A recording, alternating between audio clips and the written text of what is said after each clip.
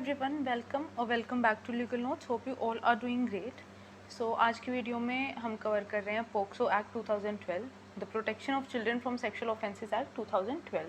तो basically R G S is coming, R G S is nearing by. तो R G S में पोक्सो एक्ट इंट्रोड्यूस हुआ है। तो पोक्सो एक्ट पढ़ना इम्पॉर्टेंट है बिकॉज प्रीलिम्स और मेंस में, जैसे कि हमें पता है, माइनर एक्ट्स आरजीएस में बहुत ज़्यादा होते हैं और इनकी जो मार्किंग स्कीम है वो around 25 marks, 20 to 25 marks minor acts की रहती है प्रीलिम्स में marking scheme. So POCSO act is one of the major minor acts that is to be included in RGS, और जो कि इम्पोर्टेंट है। ये एक ईजी और थोड़ा छोटा एक्ट हम बोल सकते हैं as compared to the other acts like JJ act which is also a minor act. So starting with POCSO में हम इसके कुछ मेजर जो प्रोविजंस हैं, इंपॉर्टेंट प्रोविजंस हैं, वो इंक्लूड करेंगे, और कुछ जो टिट्स एंड बिट्स हैं जो इम्पोर्टेंट है इस एक्ट को पढ़ते टाइम, और किस टाइप के क्वेश्चंस हम आरजीएस में एक्सपेक्ट कर सकते हैं, तो वो सब आज इस सेशन में हम इंक्लूड करने वाले हैं।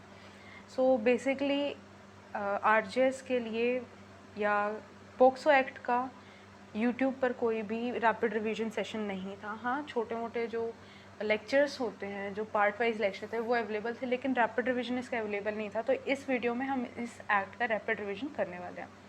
सो starting with the title of the act, which is the protection of children from sexual offences act 2012. So as the year suggests that it was introduced in the year 2012. Okay, so introduction along with the assent of the president and also when it came into force. So basically सबसे main जो किसी भी act का provision है, जो किसी भी act के लिए इम्पोर्टेंट है, वो है उसका प्रीएम्बल। और पोक्सो एक्ट का प्रीएम्बल हम देखते हैं। पोक्सो एक्ट का प्रीएम्बल कुछ लेंदी है, थोड़ा लेंदी है, तो हम प्रीएम्बल से स्टार्ट करते हैं। The preamble of POCSO act, protection of children from sexual offences act 2012, इसके यहाँ पर जो डेट दे रखी है दैट इज़ 19 जून 2012.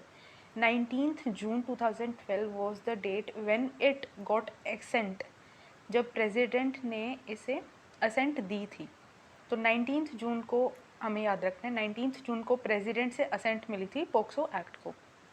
देन कम्स, अब हम यहाँ से इसकी रिवीजन स्टार्ट करते हैं, which is an act to protect children, act to protect children from offences of sexual assault, sexual harassment and pornography. Act to protect children from offenses of sexual assault, sexual harassment and pornography.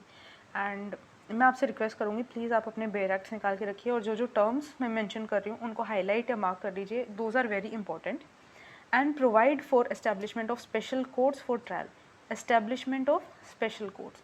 सो यहाँ पर basically क्या कहा जा रहा है, protect children किस किस offence से, sexual assault, sexual harassment and pornography, and provide for establishment of special courts की एस्टेब्लिशमेंट के लिए, for trial of such offences which include sexual assault, sexual harassment and pornography, and for matters connected therewith और incidental thereto, या उससे connected जो matters होंगे उसके लिए भी पोक्सो एक्ट बनाया गया है।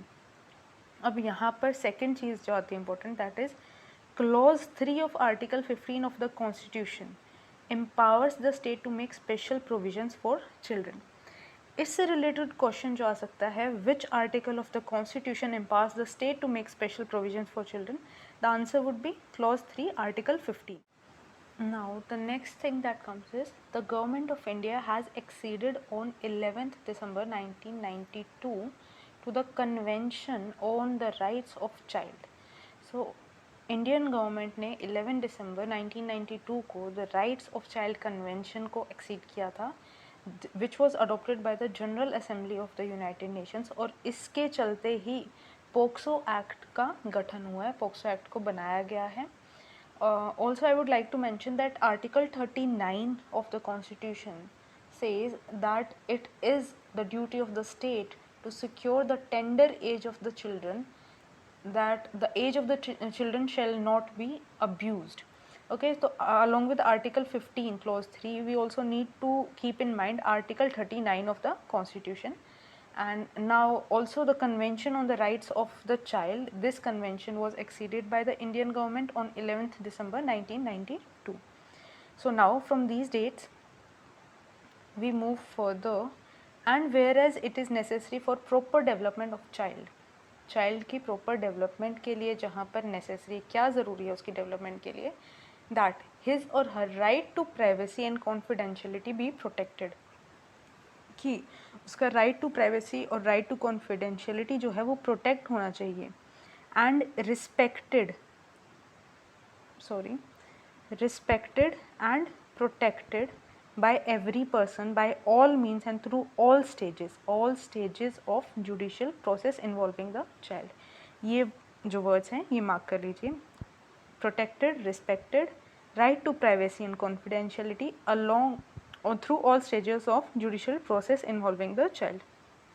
Now comes, and whereas it is imperative that the law operates in a manner that the best interest and well-being of the child are regarded as being of paramount importance at every stage.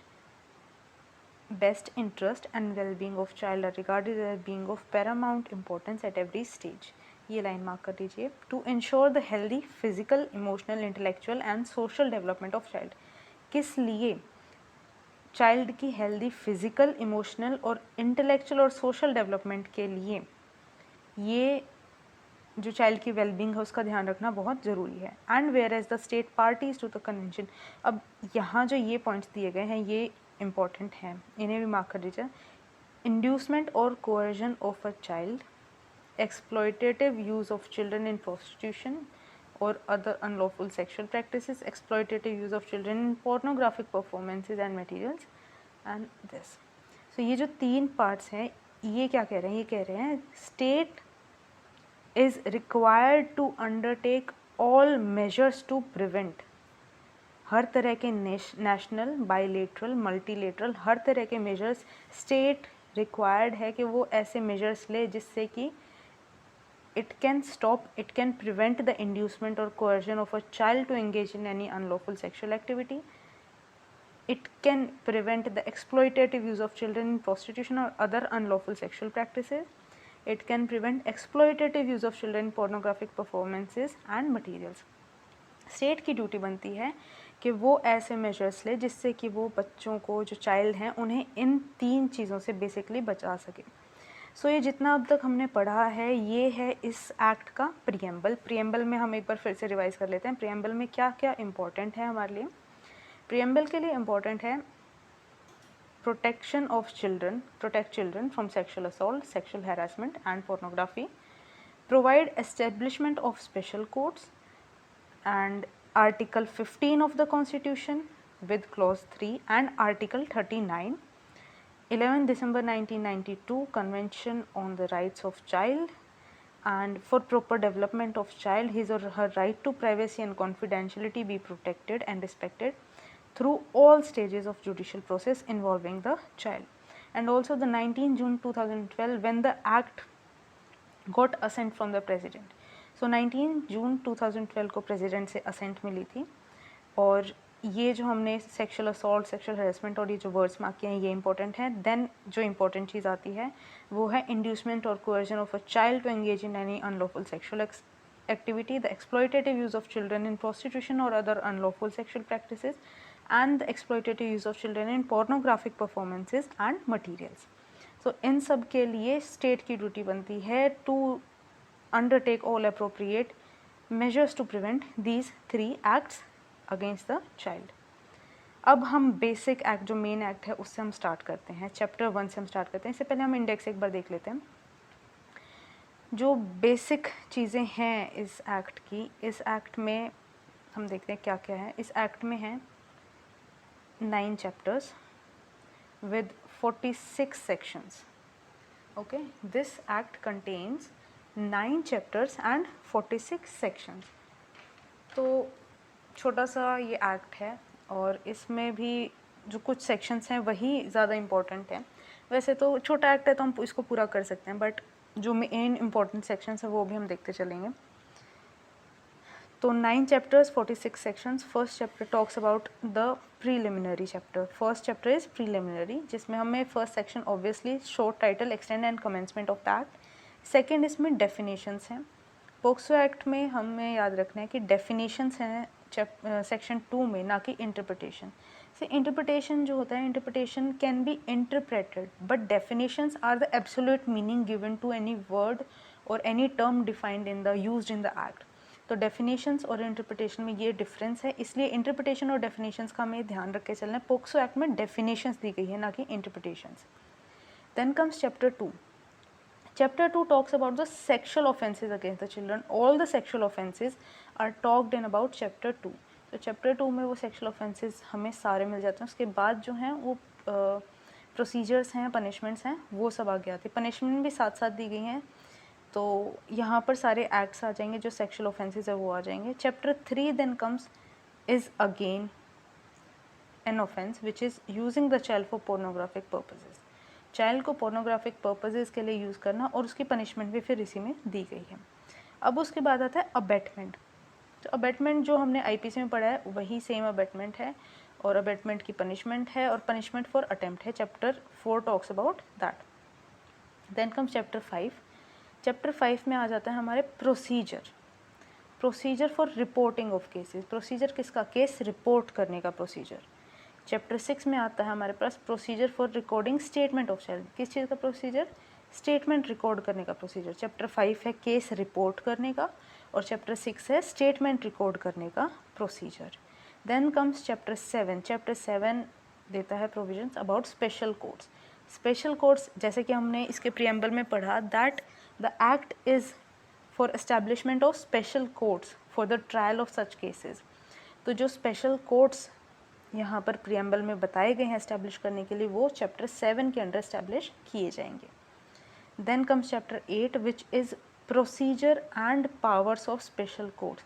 अब chapter 7 में जो special courts के establishment हमें बताई है, अब उनके procedures और पावर भी तो उन्हें हम देंगे कुछ, जो वो एक्सरसाइज कर सकें। तो चैप्टर 8 में वही procedures and powers of special court बताए गए हैं, और एविडेंस वो कैसे रिकॉर्ड करेंगी वो बताएगा। Chapter 9 comes the miscellaneous part. तो इसमें अलग अलग जो पार्ट्स हैं, जो बाकी बचे हुए सेक्शंस हैं, वो चैप्टर 9 के अंडर डील किए गए हैं। अब हम स्टार्ट करते हैं चैप्टर 1 से। Here comes chapter 1. चैप्टर 1 में short title, extent and commencement. उससे पहले हम इसका नोट्स देखते हैं। 14 नवंबर 2012 इस दिन था जब पोक्सो एक्ट फोर्स में आया था। When did POCSO Act came into force? It was on 14th November 2012, and it was given assent by the President on 19th June 2012. तो 14 नवंबर हम कैसे याद रख सकते हैं? हम याद रख सकते हैं क्योंकि पोक्सो एक्ट रिगार्डिंग चिल्ड्रन है, चिल्ड्रन से रिलेटेड है, तो 14 November is celebrated as children's day. तो 14 नवंबर और पोक्सो एक्ट को हम ऐसे याद रख सकते हैं। Then come section 1. हम स्टार्ट करते हैं सेक्शन 1 से। This act may be called as Protection of Children from Sexual Offences Act 2012. It extends to the whole of India except the, अब ये नहीं है यहाँ पर, स्टेट जम्मू कश्मीर में भी ये लागू होगा। It shall come into force on such date as the central government may by notification the official gazette appoint. तो यहाँ पर सिर्फ याद रखने के लिए हमारे पास क्या है कि ये protection of children from sexual offences act 2012 कहलाएगा, और इसको ये फोर्स में आया था 14 नवंबर 2012 को, और इसे असेंट मिली थी 9 जून 2012 को, 19 जून 2012 को। Then comes the definitions. इस एक्ट में जो डेफिनेशंस हैं, मोस्टली डेफिनेशन सेक्शंस के अंदर डिफाइन की गई है, बस यहाँ पर उन वर्ड्स को, उन टर्म्स को मेंशन किया गया है। तो ऐसी टर्म्स को याद रखने के लिए, क्योंकि ये टर्म्स हमें सेक्शन के थ्रू याद रह जाती हैं, लेकिन डेफिनेशन क्लॉज के अंडर हमें ये टर्म्स याद रखने में थोड़ी प्रॉब्लम होती है। So there is a trick.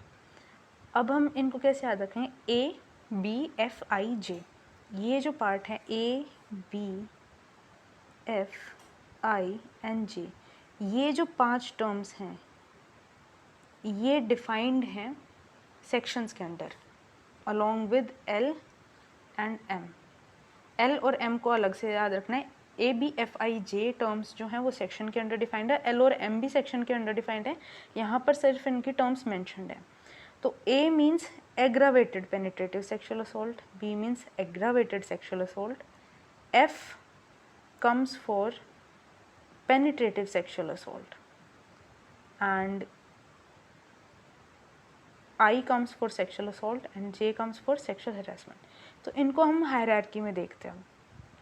सबसे पहले सबसे हीनियस क्राइम क्या है यहाँ पर? हीनियस क्राइम सबसे एग्रावेटेड पेनिट्रेटिव सेक्सुअल असॉल्ट। ये सबसे ज़्यादा हीनियस क्राइम है जो इस एक्ट में डिफाइंड है। एग्रावेटेड पेनिट्रेटिव सेक्सुअल असॉल्ट यानी कि वो सबसे ऊपर आएगा। एग्रावेटेड सेक्सुअल असॉल्ट एक उससे कम हीनियस क्राइम है, वो सेक्शन 2 क्लॉज बी में आएगा। Then comes penetrative sexual assault जो कि एफ में डिफाइंड है। I need to just hold on a second. A में है हमारे पास एग्रावेटेड पेनिट्रेटिव सेक्सुअल असॉल्ट जो कि most heinous crime defined under this act.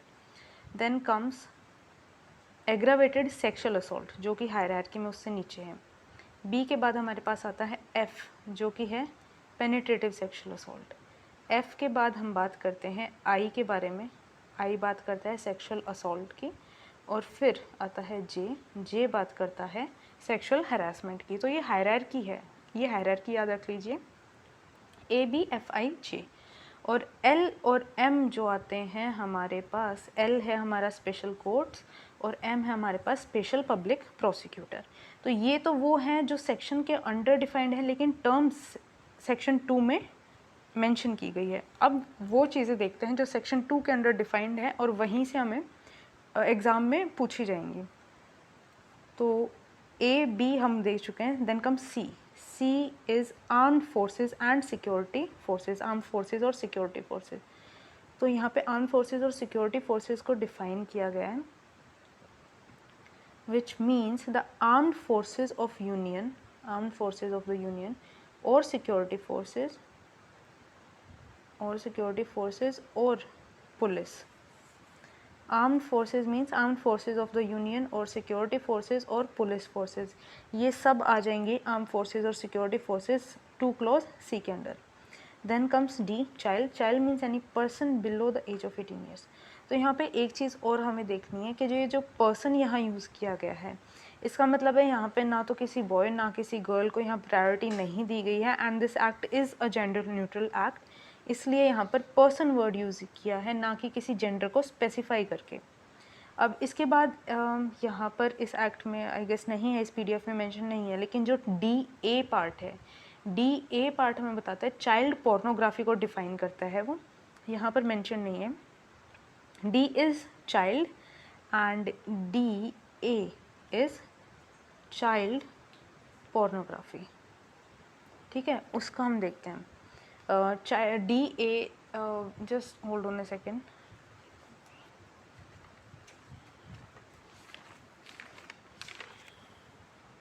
So child pornography जो बोलता है that is any visual depiction of sexually explicit conduct involving a child. So यहाँ पर क्या बोला गया है, visual depiction. If you have the acts आप उसमें मार्क कर सकते हैं इसको, if you have the latest बेर act. Visual depiction of sexually explicit conduct involving a child which include, जिसमें इंक्लूड होगा फोटोग्राफ, वीडियो, डिजिटल और कंप्यूटर जनरेटेड इमेज। सो ये सारी चीज़ें, चाहे वो फोटोग्राफ हो, चाहे वो वीडियो हो, या वो कोई डिजिटल या कंप्यूटर जनरेटेड इमेज भी अगर है, तो वो भी चाइल्ड पोर्नोग्राफी में इंक्लूड की जाएगी। सो ये डी ए में है, लेटेस्ट एक्ट में है, आप उसको ज़रूर एक बार पढ़ लीजिएगा। देन कम्स ई। ई मीन्स डोमेस्टिक रिलेशनशिप, ये भी इम्पोर्टेंट है। डोमेस्टिक रिलेशनशिप भी हैज़ द सेम मीनिंग, वही मीनिंग होगा जो कि डीवी एक्ट में हमें डिफाइन है, डोमेस्टिक रिलेशनशिप। ये मीनिंग वहाँ से लिया गया, डीवी एक्ट का मीनिंग यहाँ पर डोमेस्टिक रिलेशनशिप का 2E में चलेगा। देन कम्स एफ हम कर चुके हैं, डी जी इम्पोर्टेंट नहीं है, एच रिलीजियस इंस्टीट्यूशन है, वो भी same meaning as assign to it in the religious institution prevention of misuse act, H में आ जाएगा। देन कम सेक्सुअल असॉल्ट भी हम पढ़ चुके हैं, हरासमेंट भी। Shared house hold, here comes this is important, shared household. It means a household where the person charged with the offense lives or has lived at any time, किसी भी time, या तो वो रहता है या वो रहा है किसी भी time, in a domestic relationship with the child, एक चाइल्ड के साथ डोमेस्टिक रिलेशनशिप में या तो वो रहा है या वो अभी भी रह रहा है किसी भी ऐसे प्लेस पे, किसी भी ऐसे हाउस होल्ड में, तो उसे शेयर्ड हाउस होल्ड माना जाएगा। अब special court means a court designated as under section 28, special public prosecutor section 32 में आ जाएगा। ये सारा हमारा सेक्शन 2 यहाँ पर कंप्लीट हो जाता है। अब हम आते हैं चैप्टर 2 पे, जो कि है सेक्शुअल ऑफेंसेस अगेंस्ट चिल्ड्रन का। चैप्टर 2 इज़, यहाँ पे चैप्टर 2 को भी हम पार्ट्स में यहाँ पर डिवाइड किया गया है। ए पार्ट जिसमें पेनिट्रेटिव सेक्सुअल असॉल्ट है, देन बी पार्ट जिसमें एग्रावेटेड पेनिट्रेटिव सेक्सुअल असॉल्ट है, सी में है सेक्सुअल असॉल्ट, डी में है एग्रावेटेड सेक्सुअल असॉल्ट एंड ई में है सेक्सुअल हरासमेंट। सो हम पेनिट्रेटिव सेक्सुअल असॉल्ट से स्टार्ट करते हैं। यहाँ पर मार्क करते चलिए आप अपने एक्ट में। A person is said to commit penetrative sexual assault if he penetrates his penis to any extent into the vagina, mouth, urethra or anus of a child or makes the child to do so with him or any other person। या तो वो person खुद commit कर रहा है या उस बच्चे से कमिट करवा रहा है विद हिम और एनी अदर पर्सन। सो यहाँ पर ये मार्क कर रही टू एनी एक्सटेंट, ये भी वर्ड यहाँ पर एक इम्पॉर्टेंट रोल प्ले करता है। To any extent that doesn't mean the complete penetration, किसी भी एक्सटेंट तक जो पेनिट्रेशन हुई है that will be included in penetrative sexual assault. Now comes he inserts to an extent any object or a part of body, here again any extent, any object or any part of the body not being the penis into the vagina, urethra, anus of the child or makes the child do so with him or any other person। यहाँ भी वही बात है, लेकिन to any extent, any object or part of the body not being the penis। Now comes C, he manipulates any part of the body of the child, child की body के किसी part को ऐसी तरह मैनिपुलेट करना so as to cause penetration, so as to facilitate the penetration into the vagina, urethra और anus और any part of the body of the child और makes the child to do so with him और any other person. यहाँ पर child के body part को manipulate करना so as to cause penetration, so as to facilitate penetration, वो penetrative sexual assault में आएगा। और लास्ट है ही अप्लाइज हिज माउथ, यहाँ पर अगर माउथ भी अप्लाई किया जाता है to the penis, vagina, anus और urethra of the child, that will also come under the penetrative sexual assault. Now comes the punishment for penetrative sexual assault. Punishment के लिए whoever commits penetrative sexual assault shall be punished with the imprisonment of either description for a term which shall not be less than, obviously this is an outdated act। तो section 4 जो हमें punishment बताता है उसमें changes हैं as per the new act, उसमें changes किए गए हैं। I guess this is an old PDF, I didn't see it early. सो सबसे पहले है for punishment of penetrative sexual assault it is 10 years, not less than 10 years, and which can extend up to life imprisonment। 10 years to life imprisonment का यहाँ पर provision दिया गया है, 10 years to life imprisonment यहाँ पे mentioned है, and also fine plus fine। तो 10 years and fine, और उसके साथ इसमें एक और प्रोविज़न जो जोड़ा गया, if the child is below the age of 16 years, अगर 16 साल से कम के बच्चे के साथ पेनिट्रेटिव सेक्सुअल असॉल्ट किया जाता है तो उसके लिए पनिशमेंट दी गई है not less than 20 years, which can extend up to life imprisonment, and life imprisonment also which means till the remaining natural life of the offender, and fine. सो जो नया प्रोविज़न यहाँ पर है सेक्शन 4 में पनिशमेंट को बढ़ा दिया गया है। एक पनिशमेंट है 10 years up to life imprisonment, और अगर 16 साल से कम एज के बच्चे के साथ पेनिट्रेटिव सेक्सुअल असॉल्ट कमिट किया जा रहा है तो वहाँ पे है 20 years up to life imprisonment भी होगी till the remaining natural life of the person, plus fine आ जाएगा। फाइन हर यहाँ पर ऑफेंस में मैंडेटरी है, क्योंकि यहाँ पर हम देख सकते हैं shall also be liable to fine, shall means it is mandatory, तो फाइन यहाँ पर हर ऑफेंस में मैंडेटरी है। Then comes aggravated penetrative sexual assault and punishment, therefore ये बी पार्ट है। एग्रावेटेड पेनिट्रेटिव सेक्सुअल असॉल्ट यानी कि जो मोस्ट हीनियस क्राइम यहाँ पर बताया गया है, being whoever being a police officer, अगर कोई पुलिस ऑफिसर कमिट करता है पेनिट्रेटिव सेक्सुअल असॉल्ट को ऑन अ चाइल्ड, अब यहाँ पे पुलिस ऑफिसर बता दिया है, इसके जो प्रोविजंस दिए गए इसके अंडर वो देखते हैं। Limits of the police station, within the limits of police station और premises, in the premises of any station house, किसी और भी स्टेशन हाउस में जहाँ पर उसकी पोस्टिंग नहीं है, जहाँ वो अपॉइंटेड नहीं है, वहाँ भी अगर वो करता है, in the course of his duty, उसकी ड्यूटी के दौरान या अदरवाइज और otherwise, where he is known as और identified as a police officer, जहाँ पर उसे जाना जाता है कि हाँ ये एक पुलिस ऑफिसर है, he is appointed as an police officer, अगर वो उस स्टेट में किसी के साथ पेनिट्रेटिव सेक्शुअल असॉल्ट करता है, so that will be known as aggravated penetrative sexual assault.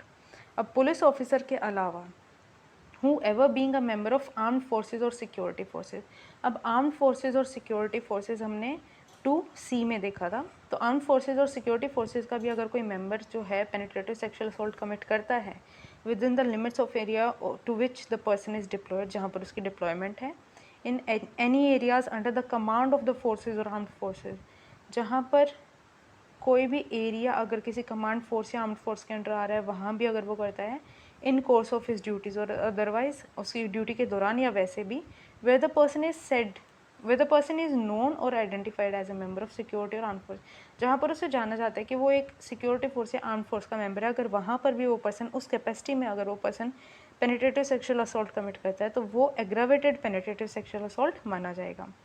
C part दे रखा है, who ever being a public servant. अब मान लीजिए जो पुलिस वाला पर्सन है या जो भी आर्म फोर्सेस सिक्योरिटी फोर्स का मेंबर है, अगर वो किसी भी कैपेसिटी में वहाँ पर बाय चांस वो बच जाता है, वैसे तो हर एरिया को वहाँ पर कवर किया गया, लेकिन अगर वो किसी कैपेसिटी में बच जाता है तो he will be committed under public servant, क्योंकि वो एक पब्लिक सर्वेंट तो है ही, तो उसे यहाँ 5C में उसे कमिट किया as an aggravated penetrative sexual assault माना जाएगा। Then comes D, whoever being on the management or on the staff of a jail, remand home, protection home, observation home or other place of custody or care and protection।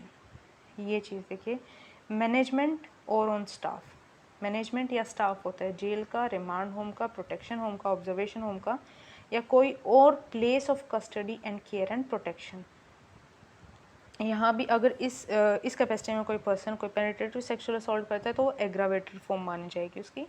और second E comes management और staff किस चीज़ का, hospital, whether government और private, commits any penetrative sexual assault, तो वो भी penetrative sexual assault consider किया जाएगा। देन अगेन कम्स मैनेजमेंट और स्टाफ। अब यहाँ पर एजुकेशनल इंस्टीट्यूशन और रिलीजियस इंस्टीट्यूशन की बात की गई है। And G, whoever commits gang penetrative sexual assault on a child, अगर गैंग पेनिट्रेटिव सेक्शुअल असॉल्ट होता है तो वो भी एग्रावेटेड फॉर्म मानी जाएगी पेनिट्रेटिव सेक्शुअल असॉल्ट की। Now comes H, whoever commits penetrative sexual assault on a child using a deadly weapon, fire, heated substance और corrosive substance, वो भी एग्रावेटेड फॉर्म मानी जाएगी। causing grievous hurt or causing bodily harm and injury or injury to the sexual organs of the child, तो वो भी penetrative sexual aggravated form of penetrative sexual assault मानी जाएगी। Then is J, whoever commits penetrative sexual assault on a child which, अब ये provisions यहाँ हम देखते हैं, physically incapacitates the child और causes the child to become mentally ill, या तो वो उस चाइल्ड को फिज़िकली इनकेपेसिटेट कर देता है उसका एक्ट, या फिर उस बच्चे को मेंटली इल कर देता है, और causes impairment of any kind so as to render the child unable to perform regular task temporarily और परमानेंट, चाहे वो उसे टेम्परेली या परमानेंटली उसे कोई ऐसी इम्पेयरमेंट कर देता है जिसकी वजह से वो child he becomes unable to perform regular task, वो रेगुलर टास्क नहीं कर पाता है, that will be also considered as aggravated form of penetrative sexual assault. Next come, in case of female child makes the child pregnant as a consequence of sexual assault, अगर sexual assault के consequence में कोई भी female child impregnate हो जाती है, pregnant हो जाती है, that will also be considered as aggravated sexual assault and inflicts the child with human immunodeficiency virus, यानी कि HIV वायरस अगर बच्चे को लग जाता है due to that aggravated penetrative sexual assault, that also will be considered as it any other life threatening या फिर कोई और लाइफ थ्रेटनिंग डिजीज़ या इन्फेक्शन है जो कि बच्चे को टेम्पररी या परमानेंटली इम्पेयर कर देता है to render him the physical incapacity और mentally ill to perform regular task. वही सेम बात जो सब क्लॉज 1 में बोली गई है।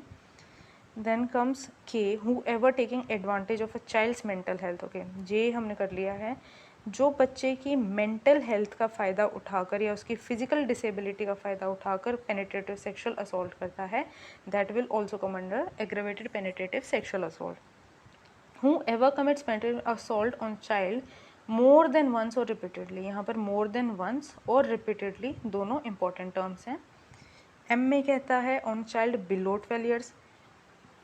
अब एक चीज़ देखिए, सेक्शन 4 जब हमने किया जहाँ पनिशमेंट बताई गई है, वहाँ पर न्यूली ऐड हुआ है कि अगर कोई चाइल्ड 16 ईयर से कम की एज का है और उसके साथ अगर पेनिट्रेटिव सेक्सुअल असॉल्ट किया जाता है तो उससे मिलती है हायर डिग्री ऑफ पनिशमेंट। और यहाँ पे बात की गई अगर एक चाइल्ड 12 ईयर्स से कम एज का है तो वो एग्रावेटेड फॉर्म मानी जाएगी। तो ये चीज़ हमें ध्यान में रखनी है। 16 से कम के लिए नई प्रोविजन से पनिशमेंट की 20 years up to life imprisonment which will lead to the remainder of natural life of that person। and section 5 में हमें बताया गया aggravated penetrative sexual assault against a child। okay, then comes N part, whoever being a relative of the child through blood or adoption or marriage or guardianship or in foster care or having a domestic relationship with the parent of the child or who is living in the same or shared household with the child commits penetrative। अगर कोई blood या adoption के through से related है, marriage या guardianship के through से related है, फॉस्टर केयर से रिलेटेड है, या कोई भी डोमेस्टिक रिलेशनशिप है उस बच्चे के पेरेंट के साथ, अगर वो पेनिट्रेटिव सेक्सुअल असॉल्ट कमिट करता है तो उसे भी एग्रावेटेड पेनिट्रेटिव सेक्सुअल असॉल्ट माना जाएगा। Whoever being in the ownership और मैनेजमेंट, अब यहाँ भी मैनेजमेंट या स्टाफ की बात आ गई, किसी भी इंस्टीट्यूशन के जो कि provide services to the child, जो कि चाइल्ड सर्विसेज प्रोवाइड करते हैं, यहाँ पर उन्हें भी उनके अंडर भी अगर कोई पेनिट्रेटिव सेक्सुअल असॉल्ट होता है तो उसे एग्रावेटेड फॉर्म माना जाएगा। Whoever being in a position of trust और authority of a child, trust या अथॉरिटी की जो पोजीशन होगी उससे वो अगर कोई पेनिट्रेटिव सेक्सुअल असॉल्ट कमिट करता है तो उसे aggravated form of penetrative sexual assault माना जाएगा। अब यहाँ पे आते हैं इन एन इंस्टीट्यूशन और होम ऑफ द चाइल्ड और एनीवेयर एल्स, अगर वो पर्सन या तो किसी इंस्टीट्यूशन में या बच्चे के घर में ही अगर उसके साथ कोई सेक्सुअल असॉल्ट करता है तो यहाँ पर वो पोजीशन ऑफ ट्रस्ट और अथॉरिटी वाला पर्सन यहाँ पर लाइबल होगा। Whoever commits penetrative sexual assault on child knowing the child is pregnant, अब ये जो हमने यहाँ प्रोविज़न देखा था who makes the female child pregnant, ये प्रोविज़न और वो प्रोविज़न काइंड ऑफ सिमिलर है, लेकिन यहाँ पर अगर वो प्रेग्नेंट कर देता है तो भी वो एग्रावेटेड फॉर्म मानी जाएगी, और अगर knowing that she is pregnant वो फिर भी उसके साथ अगर ये पेनिट्रेटिव सेक्सुअल असॉल्ट कमिट करता है तो एग्रावेटेड फॉर्म मानी जाएगी। Whoever commits penetrative sexual assault on child and attempts to murder the child, यहाँ पे मर्डर के अटेम्प्ट को भी एग्रावेटेड फॉर्म माना गया है। Then come whoever commits penetrative sexual assault on a child in the course of communal or sectarian violence, कोई भी वायलेंस हो रहा है, कोई भी कम्युनिटी वायलेंस हो रहा है, कोई भी सेक्टेरियन वायलेंस हो रहा है, वहाँ पर अगर कोई किसी बच्चे के साथ पेनिट्रेटिव सेक्सुअल असॉल्ट कमिट करता है तो उसे एग्रावेटेड फॉर्म माना जाएगा। whoever commits penetrative sexual assault on a child and who has been previously convicted of this having committed any offence under this act or any sexual offence punishable under any other law for the time being in force, तो यहाँ पे क्या कहता है कि उसने बच्चे के साथ पेनिट्रेटिव सेक्सुअल असॉल्ट कमिट किया, यानी कि सेक्शन 3 के अंडर सेक्सुअल असॉल्ट कमिट किया गया है, लेकिन साथ ही साथ उसे इस एक्ट के अंडर किसी भी ऑफेंस के लिए प्रीवियसली कन्विक्ट किया गया है, पनिश किया गया है, तो यहाँ पर उस पर्सन की लायबिलिटी डबल होकर aggravated form of penetrative sexual assault मानी जाएगी। So next is last is U part, whoever commits penetrative sexual assault on child and makes the child to strip or parade naked in public, अगर कोई किसी बच्चे के साथ sexual assault करता है, पेनिट्रेटिव सेक्सुअल असॉल्ट करता है और उसे स्ट्रिप करता है, कपड़े उतारने को बोलता है और परेड करवाता है नेकेड इन पब्लिक, तो वो एग्रावेटेड पेनिट्रेटिव सेक्सुअल असॉल्ट माना जाएगा. So these were the these parts come under the aggravated penetrative sexual assault of a child. Now comes punishment for this. The punishment is given under section 6 of punishment for aggravated penetrative sexual assault. Whoever commits, अब यहाँ पर ये भी थोड़ा updated नहीं है, मैं updated version आपको बताती हूँ. If you have mark that down, whoever commits aggravated penetrative sexual assault shall be punished with rigorous imprisonment for a term which shall not be less than 20 years. यहाँ पर 10 years mentioned है, लेकिन जो updated form है उसमें 20 years की बात कही गई है. 20 years but which may extend to imprisonment for life. Obviously life imprisonment के लिए एक्सटेंड किया जाएगा. एंड यहाँ पर ये भी मेंशन नहीं है which would mean till the reminder of natural life of that person, यानी कि वो ट्रांसपोर्ट नहीं की जा सकती वो पनिशमेंट. अगर किसी को सेक्शन 6 के अंडर पनिश किया जाता है, that can not be transported to any other life imprisonment. वो अगर till reminder of natural life है तो वो तब तक ही रहेगी. And shall also be liable to fine. और विद डेथ भी यहाँ पर बाद में इन्वॉल्व किया गया, क्योंकि this is the most heinous crime under this act. तो जो बाद में 2019 में इसकी अमेंडमेंट हुई है उसमें यहाँ पर डेथ को भी मेंशन किया गया है. 10 ईयर्स से बढ़ाकर 20 ईयर्स कर दिया गया है. एंड लाइफ इम्प्रिजनमेंट को बढ़ा के लाइफ इम्प्रिजनमेंट को ऐड कर दिया गया है कि till the natural life, reminder of natural life of that person. Then comes C part, which is sexual assault. Whoever with sexual intent touches the vagina, penis, anus or breast of the child. With sexual intent, अगर कोई किसी बच्चे की vagina, penis, anus या breast को touch करता है या उस बच्चे को टच करवाता है किसी की वजाइना, पेनिस, एनस और ब्रेस्ट, या तो खुद की या किसी और पर्सन की, या कोई ऐसा एक्ट करता है विद सेक्शुअल इंटेंट, यहाँ पर उसकी इंटेंट होनी चाहिए, सेक्शुअल इंटेंट होनी चाहिए, विच इन्वॉल्व्स फिजिकल कंटेक्ट. किसी सेक्शुअल इंटेंट से वो उस बच्चे के साथ फिजिकल कांटेक्ट करता है, उसे टच करता है बिना पेनिट्रेशन के, विदाउट पेनिट्रेशन, यहाँ वर्ड मेंशन्ड है, without penetration is said to commit sexual assault. यहाँ पर बेसिकली उसकी इंटेंट देखी जाएगी कि उस पर्सन की इंटेंट थी इस तरह की कि उसने उस बच्चे को फिजिकली टच किया, या फिर डायरेक्टली हम देखते हैं कि उसने he made the child touch the vagina, penis, anus और ब्रेस्ट, और he himself touch the vagina, penis और anus of the child. So that would be considered as sexual assault. इसकी पनिशमेंट हमें दी गई है, whoever commits sexual assault shall be punished with of either for a term which shall not be less than 3 years. Obviously amendment के बाद इसमें changes तो I guess तो 5 years नहीं, इसमें चेंजेस नहीं है. 3 years to 5 years ही इसकी पनिशमेंट रखी गई है. And shall also be liable. Fine यहाँ पर मैंडेटरी है, प्लस फाइन हमेशा ही रहेगा, फाइन ऑप्शनल नहीं है, मैंडेट है फाइन का. Now we will talk about part D, which is aggravated sexual assault and punishment therefor, जिसमें सेक्शन 9 एंड सेक्शन 10 इन्वॉल्व है. तो section 9 talks about aggravated sexual assault. Aggravated sexual assault के जो provisions हैं वो same हैं as that of aggravated penetrative sexual assault. इसमें एक जो प्रोविज़न अलग है सेक्शन 9 में, वो है इसका क्लॉज वी. क्लॉज वी इसमें नहीं दिया गया है, वो अपडेटेड वर्जन में है, अमेंडेड वर्जन में है. So if you have the amended version वो आप मार्क कर लीजिए. अगर आपके पास नहीं है तो I am reading that out for you. Whoever persuades, induces, entices और coerces, ये जो 4 वर्ड्स हैं इनको आप मार्क कर लें. persuades, induces, entices और coerces a child.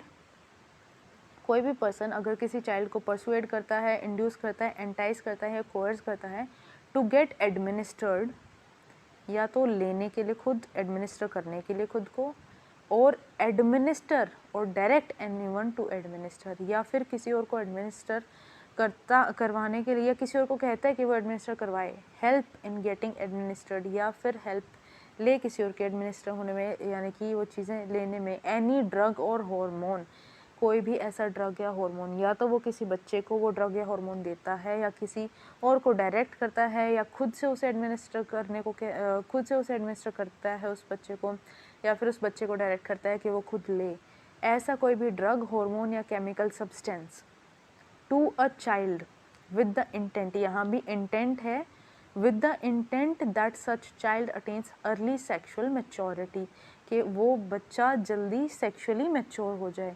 तो ये वी क्लॉज है जो कि सेक्शन 9 में इन्वॉल्व किया गया है, अमेंड किया गया है, कि कोई भी पर्सन अगर किसी बच्चे को परसुएड करता है, इंड्यूस करता है, एंटाइज करता है या कोर्स करता है किसी भी ऐसी ड्रग, हार्मोन या किसी केमिकल सब्सटेंस को एडमिनिस्टर करने के लिए, या तो वो खुद वो बच्चा एडमिनिस्टर करे या वो पर्सन जो कि परसुएड कर रहा है, इंड्यूस कर रहा है, एंटाइज कर रहा है, कोर्स कर रहा है, उस बच्चे को एडमिनिस्टर करवाए वो ड्रग, या किसी और को अगर वो डायरेक्ट करता है कि तुम उस बच्चे को ड्रग या हार्मोन दो, तो यहाँ पर वो माना जाएगा सेक्शन 9 के under aggravated sexual assault. Okay, now comes section 10 which is punishment for aggravated sexual assault.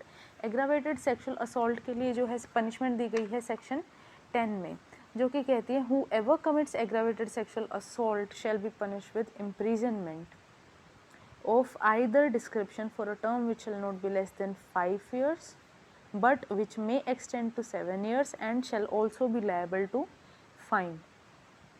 Not less than 5 years but which may extend to 7 years shall also be liable to fine. 5 to 7 years plus में fine तो obviously mandatory है, तो fine यहाँ पर लगेगा ही लगेगा. Then comes part E which is sexual harassment and punishment. Therefor sexual harassment section 11 में बात की गई है इसके बारे में. A person is said to commit sexual harassment upon a child when such person with sexual intent, obviously sexual intent यहाँ पर उस person की होनी चाहिए, utters any word. Okay, तो हम ये चीज़ देखते हैं. Second, yeah, utters any word or makes any sound or makes any gesture or exhibits any object or part of body with intention, ऐसी intention के साथ that such word or sound shall be heard or such gesture or object or part of it shall be seen by the child. कोई भी ऐसा word बोलता है, कोई भी ऐसी साउंड निकालता है, कोई भी ऐसा जेस्चर करता है या कि किसी ऐसी ऑब्जेक्ट या पार्ट ऑफ बॉडी को दिखाता है इस इंटेंट के साथ कि वो बच्चा या तो उस चीज़ को देखे या सुने, तो यहाँ ये सेक्शुअल हैरेसमेंट है. Makes a child exhibit his body और any part of his body, या फिर उस बच्चे को उसकी बॉडी या उसकी पार्ट ऑफ बॉडी दिखाने के लिए बोलता है, as it is seen by such person और एनी अदर पर्सन, कि वो उस बच्चे की बॉडी पार्ट को देखे या उसकी बॉडी को देखे या किसी और पर्सन को दिखाए. Shows any object to a child, किसी बच्चे को कोई ऑब्जेक्ट दिखाते हैं इन एनी फॉर्म, किसी भी फॉर्म में या मीडिया में, फॉर पोर्नोग्राफिक पर्पजेज़. अगर कोई ऑब्जेक्ट शो करता है या किसी भी फॉर्म में या कोई मीडिया शो करता है फॉर पोर्नोग्राफिक पर्पजेज, वो भी सेक्शुअल हैरेसमेंट माना जाएगा. देन कम्स रिपीटेडली और कॉन्स्टेंटली फॉलोज और वॉचेस और कॉन्टैक्ट्स अ चाइल्ड. रिपीटेडली और कॉन्स्टेंटली फॉलोज और वॉचेस और contacts a child either directly और थ्रू इलेक्ट्रॉनिक, डिजिटल और एनी अदर मीन्स, तो यहाँ भी सेक्शुअल हैरेसमेंट अप्लाई होगा. Threatens to use in any form of media, be it print media or electronic media, a real or fabricated depiction through electronic, film or digital or any other mode, any part of body of the child or the involvement of child in a sexual act. अगर वो threaten करता है कि वो उस बच्चे का कोई भी जो पार्ट ऑफ बॉडी है उस बच्चे की या कि उस चाइल्ड का किसी सेक्सुअल एक्ट में इन्वॉल्वमेंट है, वो उसे यूज़ करेगा in the form of media, चाहे वो रियल है या वो फैब्रिकेटेड है, अगर वो उसे थ्रेटन करता है उसे यूज़ करने के लिए, that would constitute sexual harassment. Now comes entices a child for pornographic purposes और गिव्स ग्रेटिफिकेशन. देयरफॉर किसी चाइल्ड को एंटाइज करता है पोर्नोग्राफिक पर्पसेस के लिए या उसे ग्रेटिफिकेशन देता है, उसके लिए लुभाता है या ग्रेटिफिकेशन देता है, तो वो भी सेक्सुअल हैरेसमेंट माना जाएगा. अब यहाँ पे एक्सप्लेनेशन में दिया गया है any question which involve sexual intent shall be a question of fact. Obviously ये fact to fact, case to case differ करेगा कि वो सेक्शुअल इंटेंट की जो बात की गई है क्या उस केस में उन फैक्ट्स के रिगार्डिंग वो सेक्शुअल इंटेंट माना जाएगा या नहीं। Then comes section 12 which is punishment for sexual harassment. That whoever commits sexual harassment upon a child shall be punished with imprisonment of either description for a term which may extend to 3 years and shall also be liable to fine. Obviously 3 years and fine जो है यहाँ पर mandatory होगा ही। Then comes chapter 3. अब यहाँ पर जो हमारा चैप्टर 2 था, जो ऑफेंसेस हैं, सेक्सुअल ऑफेंसेस हैं, वो यहाँ कंप्लीट हो चुका है। उसमें हमने 3 से लेकर सेक्शन 12 तक कंप्लीट किया है, कवर किया है। तो सेक्शन 3 हमारा, हम एक बार देख लेते हैं। 3 हमारा पेनिट्रेटिव सेक्सुअल असॉल्ट है और 4 इसके लिए पनिशमेंट है। 4 उसके बाद हमारे पास आ जाता है aggravated penetrative sexual, 5 aggravated penetrative sexual assault और 6 उसकी पनिशमेंट आ जाती है। 7 में हमारे पास आ जाता है सेक्सुअल असॉल्ट, देन 8 में उसकी पनिशमेंट, 9 में एग्रावेटेड सेक्सुअल असॉल्ट, देन उसकी पनिशमेंट 10 में, एंड 11 में हमारे पास आ जाता है सेक्सुअल हरासमेंट, एंड 12 में सेक्सुअल हरासमेंट की पनिशमेंट। सो यहाँ पर ये sexual offences against a child complete होते हैं। चैप्टर 2 हमारा कंप्लीट होता है। Now comes chapter 3. Chapter 3 is using child for pornographic purposes and punishment. Therefore, एक बच्चे को pornographic purposes के लिए यूज़ करना और उसको यूज़ करने की punishment क्या होगी। तो इस चैप्टर में हमारे पास 3 sections हैं, which is 13, 14 and 15. ये तीनों सेक्शन हम यहाँ पे कवर करेंगे। Section 13 talks about use of child for pornographic purposes. अगर किसी बच्चे का यूज़ पोर्नोग्राफिक पर्पजेज़ के लिए किया जाता है तो वो कैसे माना जाएगा कि उस बच्चे को हम पोर्नोग्राफिक पर्पजेज़ के लिए यूज़ कर रहे हैं। Whoever uses a child in any form of media including programme और advertisement telecast by television channels और इंटरनेट और एनी अदर इलेक्ट्रॉनिक फॉर्म और printed form, whether or not such program or advertisement is intended for personal use or for distribution. अब ये चीज़ देखिए, यहाँ पर ये बहुत वाइड स्कोप इसका दिया गया है। सिर्फ प्रिंट फॉर्म या सिर्फ इलेक्ट्रॉनिक फॉर्म तक इसे रिस्ट्रिक्ट नहीं किया गया है। चाहे वो टेलीकास्ट हो रही हो एज एन एडवर्टाइजमेंट, चाहे वो टेलीविज़न चैनल्स पे आ रही हो, इंटरनेट पे हो, या कोई भी इलेक्ट्रॉनिक फॉर्म हो, चाहे उसमें प्रिंटेड फॉर्म है या फिर ऐसी कोई भी जो एडवर्टीज़मेंट वो पर्सनल यूज़ के लिए है या डिस्ट्रीब्यूशन के लिए, कोई भी ऐसी चीज़ है जहाँ पर चाइल्ड का यूज़ पोर्नोग्राफिक पर्पसेस के लिए हमें लग रहा है, वो सब सेक्शन 13 के अंदर इंक्लूड की गई है। Ever uses a child in any form of media for purpose of sexual gratification. Sexual gratification के लिए अगर कोई किसी बच्चे का यूज़ करता है किसी भी टाइप ऑफ मीडिया फॉर्म में, किसी भी मीडिया फॉर्म में, विच इंक्लूड्स, अब सेक्शुअल ग्रेटिफिकेशन में या जिसमें ये इंक्लूड क्या हो जाएगा सेक्शन 13 के अंदर, representation of sexual organs of a child, uses of a child engaged in real or simulated sexual acts, child engaged in real or simulated sexual acts with or without penetration, चाहे उसमें penetration हो या ना हो, the indecent or obscene representation of child।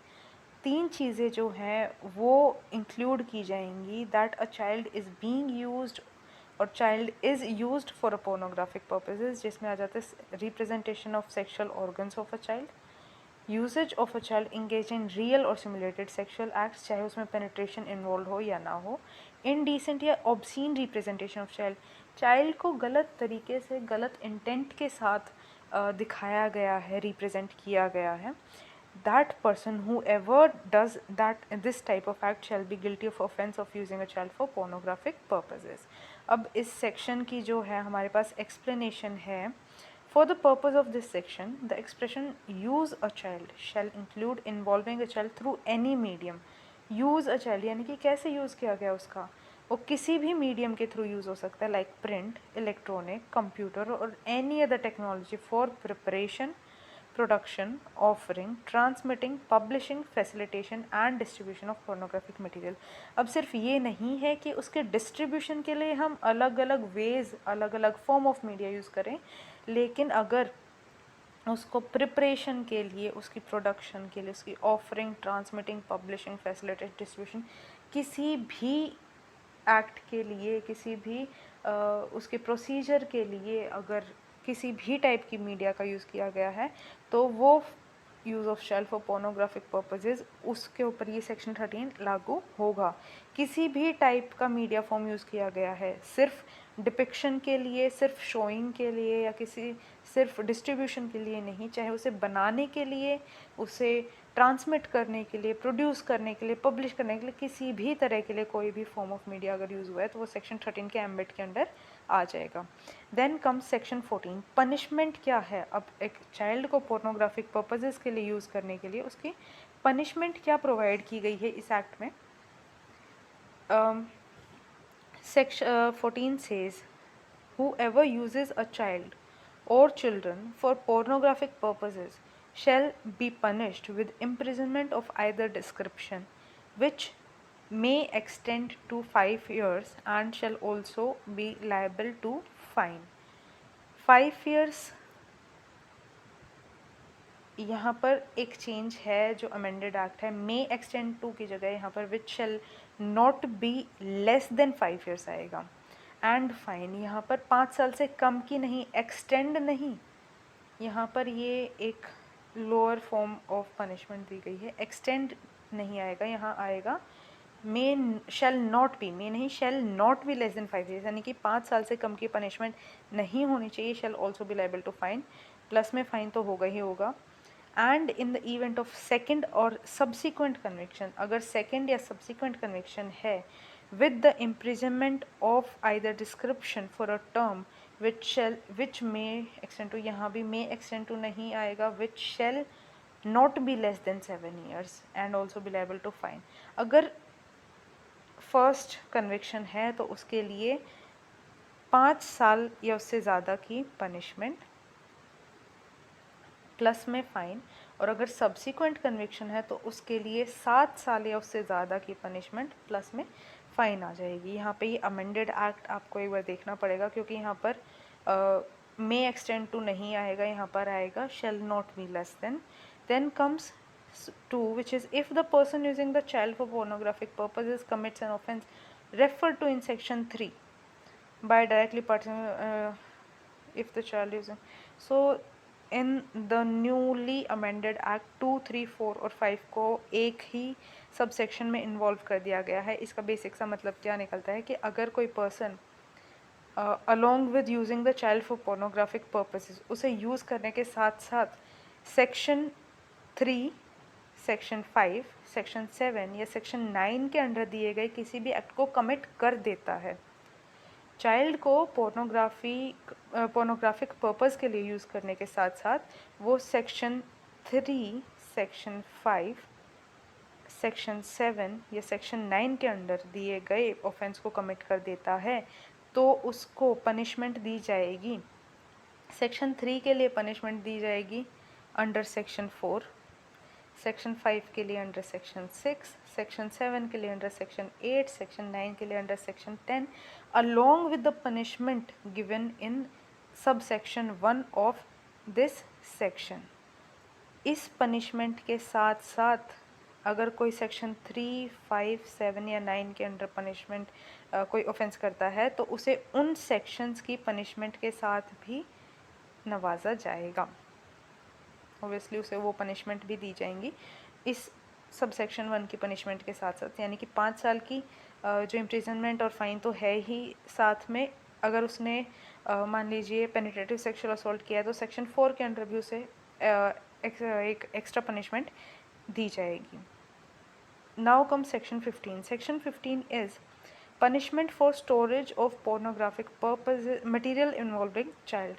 कोई भी ऐसा pornographic material जिसमें किसी बच्चे की इन्वॉल्व है, किसी चाइल्ड की इन्वॉल्वमेंट है, उससे अगर आप स्टोर करते हो तो उसकी क्या पनिशमेंट है। और यहाँ पर ये अमेंडेड एक्ट में इस सेक्शन 15 के स्कोप को बढ़ा दिया गया है, यहाँ पे इतना नहीं है, क्लियरली नहीं दिया गया। तो हम जो अमेंडेड एक्ट है हम उसकी बात करते हैं। एनी पर्सन, फर्स्ट जो हमारे पास यहाँ पर सब सेक्शन आता है, any person who stores or possesses, stores or possesses pornographic material in any form involving a child। अब यहाँ पे नेक्स्ट वर्ड्स जो मैं बोल रही हूँ इन वर्ड्स को मार्क कर दीजिए। fails to delete or destroy or report the same to the designator, fails to delete, destroy और रिपोर्ट। उसके पास वो पोर्नोग्राफिक मटेरियल है लेकिन वो उन्हें फेल हो जाता है डिलीट, डिस्ट्रॉय या रिपोर्ट करने के लिए।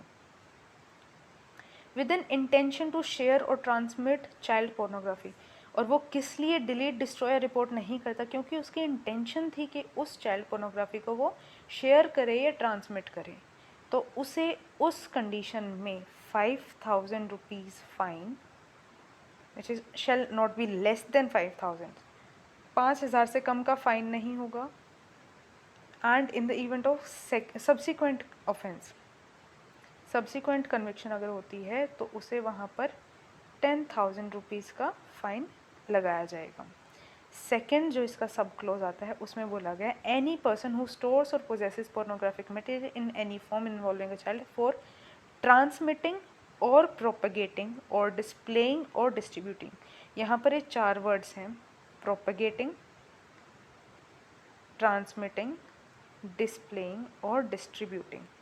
PTDD जो वर्ड्स हैं इनको मार्क कर लीजिए। इन एनी मैनर, अगर वो उस पोर्नोग्राफिक मटेरियल को ट्रांसमिट करता है, प्रोपगेट करता है, डिस्प्ले करता है या डिस्ट्रीब्यूट करता है किसी भी मैनर में, except the purpose of reporting, report करने के अलावा, अगर वो रिपोर्ट करने के लिए किसी को फॉरवर्ड करता है, किसी ऑफिशियल को या किसी अथॉरिटी को अगर वो रिपोर्ट करने के लिए उस चीज़ को फॉरवर्ड कर रहा है तो वो नहीं यहाँ पर इन्वॉल्व होगा। लेकिन अगर वो इस इंटेंट के साथ कि उसे फैलाया जाए, उसे और लोगों को दिखाया जाए तो या वो किसी और को सेंड करता है वो, तो यहाँ पर वो इन्वॉल्व है, लेकिन रिपोर्टिंग के लिए जो उसे इन्वॉल्व नहीं किया गया है। और for use as evidence in court, या फिर कोर्ट में एविडेंस के तौर पे नहीं वो उसका इंटेंट है यूज़ करने का, तो यहाँ पर उसकी पनिशमेंट जो हो जाएगी सब क्लॉज 2 में, विच may extend to 3 years, 3 years तक की इम्प्रिजनमेंट और फाइन। यहाँ पर और फाइन है, यहाँ पर मैंडेटरी नहीं है फाइन, डिस्क्रिशनरी है यहाँ पर। 3 years और फाइन। 1 में हमारे पास था 5,000 इन case of first conviction and 10,000 in case of subsequent conviction. जो हमारे पास क्लॉज 3 आ जाता है, सबसेक्शन 3 जो आ जाता है, sorry, any person who stores और possesses pornographic material in any form involving a child for commercial purpose. यहाँ पर जो है, यहाँ पर हम बात करते हैं कमर्शियल पर्पज़ के बारे में। अगर वो पर्सन कमर्शियल पर्पज़ के लिए उस चीज़ को रख रहा है तो फर्स्ट कन्विक्शन आ जाएगी not less than 3 years but up to 5 years, 3 to 5 years first conviction की बात हम यहाँ पे कर रहे हैं। और फाइन, फर्स्ट कन्विक्शन में फ़ाइन यहाँ पर डिस्क्रिशनरी है फिर से, और विद बोथ, या फिर दोनों भी हो सकते हैं। And in the event of second और सब्सिक्वेंट कन्विक्शन, सेकंड या सब्सिक्वेंट कन्विक्शन जो आएगी वहाँ पर not less than 5 years, 5 years which may extend to 7 years। And यहाँ पर जो है सब्सिक्वेंट कन्विक्शन में फ़ाइन जो है मैंडेटरी है। अगर फर्स्ट कन्विक्शन है तो 3 to 5 years और फाइन आ जाएगा, और यहाँ पर अगर सब्सिक्वेंट कन्विक्शन है तो 5 to 7 years मैंडेटरी फाइन आ जाएगा। तो हमने ये चीज़ देखी सेक्शन 15 में। 3 चीज़ दी गई हैं। अगर कोई डिलीट, डिस्ट्रॉय या रिपोर्ट करने में असक्षम होता है, नहीं करता है, और वो उसे स्टोर करके रखता है इस इंटेंशन के साथ कि आगे वो उसे ट्रांसमिट करेगा, तो वहाँ पर फर्स्ट जो कन्विक्शन होगी उसमें उसे 5,000 का फ़ाइन लगेगा, सेकेंड कन्विक्शन में 10,000 का फ़ाइन लगेगा। सेकेंड हमारा जो सेक्शन है, सब सेक्शन है, वो कहता है कि अगर वो ट्रांसमिट कर देता है या प्रोपोगेट कर देता है या डिस्प्ले या डिस्ट्रीब्यूट कर देता है तो वहाँ पर उसे पनिशमेंट मिलेगी 3 साल तक की पनिशमेंट, या फ़ाइन या फिर पनिशमेंट और फ़ाइन दोनों। और थर्ड आता है जहाँ पर वो उस चीज़ को कमर्शियल पर्पज़ के लिए स्टोर करके रखता है, वो उसे कमर्शियल पर्पज़ के लिए स्टोर करके रखता है, तो वहाँ पर उसकी फ़र्स्ट कन्विक्शन आएगी 3 to 5 years and second conviction आएगी 5 to 7 which is fine is mandatory with it. ठीक है, हमने सेक्शन 15 तक कर लिया है। चैप्टर 4 अब आ जाते हैं। ये वो चैप्टर्स हैं, ये वो चैप्टर है जो आप आईपीसी में पहले पढ़ चुके हैं। अबेटमेंट और अटेम्प्ट के चैप्टर हैं, सेम प्रोविजंस हैं वहाँ और यहाँ।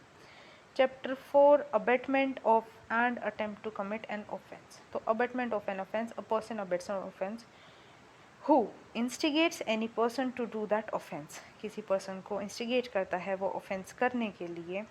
सेकेंडली एंगेजेस विद वन और मोर अदर पर्सन, किसी और पर्सन के साथ एंगेज करता है, एक या एक से ज़्यादा पर्सन के साथ, इन एनी कॉन्स्पिरेसी, किसी कॉन्स्पिरेसी में, for doing of that offence, उस ऑफेंस को करने के लिए. इफ़ एन एक्ट और illegal omission takes place in pursuance of that conspiracy, और अगर उस कॉन्स्पिरेसी के चलते कोई एक्ट या इलीगल ओमिशन हो जाता है and in order to the doing of that offence, और उस ऑफेंस को करने में intentionally aids by any act और illegal omission the doing of that offence, और उस ऑफेंस को करने के लिए इंटेंशनल एड हेल्प करता है, इंटेंशनली हेल्प करता है वो उस ऑफेंस को होने के लिए, तो ये सारी चीज़ हमें क्या बोलेंगे, अबेटमेंट. सबसे पहली चीज़ इंस्टिगेट करता है, इंस्टिगेट करने के बाद वो एंगेज करता है, या फिर वो इंटेंशनली एड करता है, या इंस्टिगेट करेगा या एंगेज करेगा या इंटेंशनली एड करेगा, वो चीज़ अबेटमेंट में काउंट होगी. देन कम्स एक्सप्लेनेशंस, एक्सप्लेनेशन दी गई है यहाँ पर. हम देखते हैं explanation 1. A person who by wilful misrepresentation के थ्रू या फिर विलफुल कंसीलमेंट के थ्रू किसी मटेरियल फैक्ट को जो कि he is bound to disclose, वो उस फैक्ट को बताने के लिए बाउंड है, लेकिन वो विलफुली उसे मिसरिप्रेजेंट करता है या कंसील करता है, और वॉलेंटरीली ऐसा कॉज करता है, और अटेम्प्ट्स टू कॉज और procure a thing to be done, किसी ऐसी चीज़ के होने के लिए वॉलेंटरीली वो इन चीज़ों को विलफुली कंसील करता है, छुपाता है या मिस रिप्रेजेंट करता है, तो उसे क्या बोला जाएगा, इंस्टिगेशन बोला जाएगा. अगर वो बाउंड था वो चीज़ बताने के लिए लेकिन वो नहीं बताता है, बताता भी है तो मिस रिप्रेजेंट करता है, तो यहाँ पर वो इंस्टिगेट कर रहा है किसी भी चीज़ के होने को. एक्सप्लेनेशन 2 क्या कहता है, whoever either prior to और at the time of commission, prior to और at the time of commission of an act does anything in order to facilitate the commission, कुछ भी ऐसी चीज़ करता है जिससे कि वो कमीशन जो है, वो एक्ट जो है वो फैसिलिटेट हो, उसे होने में आसानी हो, and thereby facilitates the commission, तो यहाँ पर फैसिलिटेशन की बात आ गई, इसका मतलब वो एड कर रहा है, हेल्प कर रहा है उस चीज़ को होने में. एक्सप्लेनेशन 3 आता है, whoever employ harbours receives और transports a child, employ harbour receives, यहाँ पर ये जो चीज़ है ये अलग है, क्योंकि ये ऑब्वियसली ये एक्ट चाइल्ड के अराउंड रिवॉल्व करता है, चाइल्ड का एक्ट है ये, तो यहाँ पर एम्प्लॉयज़ हार्बर रिसीव्स और ट्रांसपोर्ट्स अ चाइल्ड मेंशन कर दिया गया है बाय मीन्स ऑफ थ्रेट और यूज़ ऑफ फोर्स, थ्रेट या फोर्स का यूज़ करके और अदर फॉर्म्स या coercion, abduction, fraud, deception, abuse of power का यूज़ करके, या ऐसी पोजीशन का vulnerability or the giving or receiving of payments or benefits to achieve the consent of a person having control over other person, या अपनी position का use करता है किसी पर्सन को दबाने के लिए, for purpose of any offence under this act, इस एक्ट को करने के लिए अपनी पोजीशन का यूज़ करता है, या कोर्स करता है, अबडक्ट करता है, फ्रॉड करता है, डिसेप्ट करता है, तो उसका मतलब है कि वो उस एक्ट को अबेट कर रहा है, is said to aid the doing of that act, यानी कि वो किसी तरह की इन्वॉल्वमेंट करता है इस एक्ट के अंदर, और तो उसे बोला जाएगा कि वो एड कर रहा है, अबेट कर रहा है उस एक्ट को होने के लिए. Now come section 17. पनिशमेंट क्या है अबेटमेंट की. पनिशमेंट की अगर हम बात करते हैं, who ever abets any offense under this act, if the act abetted is committed in consequence of the abatement, shall be punished with punishment provided for that offense. If the act is abetted is committed, अगर जो act abate किया गया है, act abetted is committed, अगर वो commit हो जाता है तो ऑब्वियस सी बात है जो उस ऑफेंस के लिए पनिशमेंट है वो सेम पनिशमेंट उस एक्ट के लिए, क्योंकि वो एक्ट तो हो ही चुका है, तो यहाँ पर पनिशमेंट सेम हो जाएगी as that of the offence. Explanation दिया गया है, एन एक्ट और offence is said to be committed in consequence of abetment when it is committed in consequence of the instigation or in pursuance of the conspiracy or with the aid which constitutes the abetment. Obviously जो हमने ऊपर section 16 में पढ़ा है कि किस किस तरह से अबेटमेंट हो सकती है, या तो वो कॉन्सिक्वेंस ऑफ अबेटमेंट हो, या तो वो इंस्टिगेशन के थ्रू हो, या परसुएंस ऑफ कॉन्स्पिरेसी हो, या फिर एड हो, इंटेंशनल एड के थ्रू हो, तो वो अबेटमेंट होगी. तो यहाँ भी वही बोला गया है कि इन कॉन्सिक्वेंस ऑफ अबेटमेंट हम जब बोलेंगे जब वहाँ पर वो चीज़ इंस्टिगेशन के थ्रू या परसुएंस ऑफ कॉन्स्पिरेसी के थ्रू या एडिंग के थ्रू हुई हो, तो हम उसे बोले जाएंगे कि वो अबेटमेंट के परसुएंस में, कॉन्सिक्वेंस में हुई है. जो सेक्शन 18 है अब पनिशमेंट फॉर अटेम्प्ट। अब 16 और 17 में हम अबेटमेंट देख चुके हैं। अगर वो एक्ट नहीं होता है, उसका अटेम्प्ट कमिट होता है, तो यहाँ पर क्या पनिशमेंट है? Whoever attempts to commit any offence punishable under this act or to cause such an offence to be committed, या तो कोई अटेम्प्ट करता है या कॉज करता है उस ऑफेंस को कमिट होने के लिए, एंड इन सच अटेम्प्ट, और ऐसे अटेम्प्ट में does any act towards the commission of offence, ऐसे अटेम्प्ट में कोई ऐसा एक्ट कर देता है जो कि उस ऑफेंस के कमीशन में हेल्प करता है, shall be punish with imprisonment. अगर वो किसी तरह का ऐसा कोई भी एक्ट कर देता है कि उस ऑफेंस के होने की तरफ वो एक्ट करता है, तो उसे पनिशमेंट मिलेगी imprisonment of any description provided for offence. उस ऑफेंस के लिए जो इम्प्रिजनमेंट दी गई है किसी भी डिस्क्रिप्शन की, वो for a term which may extend to 1/2 of the imprisonment. अगर अटेम्प्ट है 1/2 of imprisonment for life, imprisonment for life के केस में 1/2 हो जाएगी वो punishment. As the case may be 1/2 of the longest term of imprisonment provide for that offence और with fine और both. अब अगर लॉन्गेस्ट टर्म थी उसकी 1/2, या फिर लाइफ इम्प्रिजनमेंट की 1/2 जो आ जाएगी वो, और विद फाइन और बोथ। तो यहाँ पर पनिशमेंट दी गई है कोई भी डिस्क्रिप्शन की पनिशमेंट। अगर वो लाइफ इम्प्रिजनमेंट है तो वहाँ 1/2 हो जाएगी, और अगर लॉन्गेस्ट टर्म मान लीजिए 7 साल तक की अगर सज़ा दी गई है, तो 7 साल की सज़ा का 1/2 जो है इम्प्रिजनमेंट का, वो वहाँ पर विद फाइन और बोथ। यहाँ पर और ये फ़ाइन यहाँ पर भी डिस्क्रिशनरी पावर है, मैंडेटरी नहीं है, तो और फाइन और बोथ यहाँ पर लागू होगा सेक्शन 18 में। अब हम आ जाते हैं चैप्टर 5 पर। चैप्टर 5 हमें बताता है procedure for reporting of cases. Cases को रिपोर्ट करने का क्या प्रोसीजर होगा। तो प्रोसीजर में हम देखते हैं, सबसे पहले हम जो चीज़ देखेंगे, सेक्शन 19 क्या कहता है, रिपोर्टिंग ऑफ ऑफेंसेस। ऑब्वियसली ये अगर रिपोर्टिंग ऑफ केसेस से रिलेटेड चैप्टर है, तो सबसे पहले चीज़ हमें जो इस सेक्शन में दिखेगी वो दिखेगी ऑफेंसेस की रिपोर्टिंग कैसे की जाएगी। तो सेक्शन 19 जो है, सेक्शन 19 बात करता है कि एक पुलिस ऑफिसर को जो है ये रिपोर्ट कैसे की जाएगी। तो हम देखते हैं, now not with standing anything contain in code of criminal process CRPC, notwithstanding anything contained in CRPC, any person who has apprehension, जिस person को apprehension है, please mark the word apprehension, that an offence under this act is likely to be committed or has knowledge, या फिर उसे knowledge है, apprehension है कि likely to be committed, knowledge है that such an offence has been committed, apprehension है कि offence होने वाला है, हो सकता है, एप्रीहेंशन है, act is likely to be committed, knowledge है कि ऐसा ऑफेंस हो गया है, तो उसे ऐसी इंफॉर्मेशन देनी चाहिए स्पेशल जुवेनाइल पुलिस यूनिट को या फिर लोकल पुलिस को। 2 जगह पर वो कोई भी पर्सन रिपोर्ट कर सकता है ऐसे ऑफेंस को, स्पेशल जुवेनाइल पुलिस यूनिट या फिर लोकल पुलिस को। Every report given under subsection 1 shall be ascribed an entry number and recorded in writing, be read over to the informant, shall be entered in a book to be kept by the police unit। तो यहाँ क्या बोला गया है कि जो जिस भी पर्सन को एप्रीहेंशन हो, including the child, sorry I forgot to mention this, including the child, वो चाइल्ड खुद भी सेक्शन 19 के अंडर उस ऑफेंस को, उस एक्ट को रिपोर्ट कर सकता है। कोई भी person, any person including the child, child के साथ साथ कोई भी ऐसा पर्सन जिसे एप्रीहेंशन है कि वो ऑफेंस होने वाला है या हो सकता है, या फिर उसे नॉलेज है कि ऐसा ऑफेंस हो चुका है। तो यहाँ पर दोनों पर्सन, चाइल्ड को भी और किसी थर्ड पर्सन को भी ये अथॉरिटी है कि वो आके ऐसे ऑफेंस को रिपोर्ट करे। कहाँ रिपोर्ट करेगा? स्पेशल जुवेनाइल पुलिस यूनिट या फिर लोकल पुलिस को, 2 जगह वो रिपोर्ट कर सकता है। और उस रिपोर्ट को जॉट डाउन करने के लिए जो यहाँ पर प्रोसीजर है कि उसको एक एंट्री नंबर दिया जाएगा, राइटिंग में रिकॉर्ड किया जाएगा, इन्फॉर्मेंट यानी कि जो रिपोर्ट करने वाला है उसे पढ़कर सुनाया जाएगा कि आपने ये रिपोर्ट हमने तैयार की है, और जो पुलिस बुक रखती है उसमें उसे रिकॉर्ड किया जाएगा, एंट्री डाउन नोट डाउन किया जाएगा।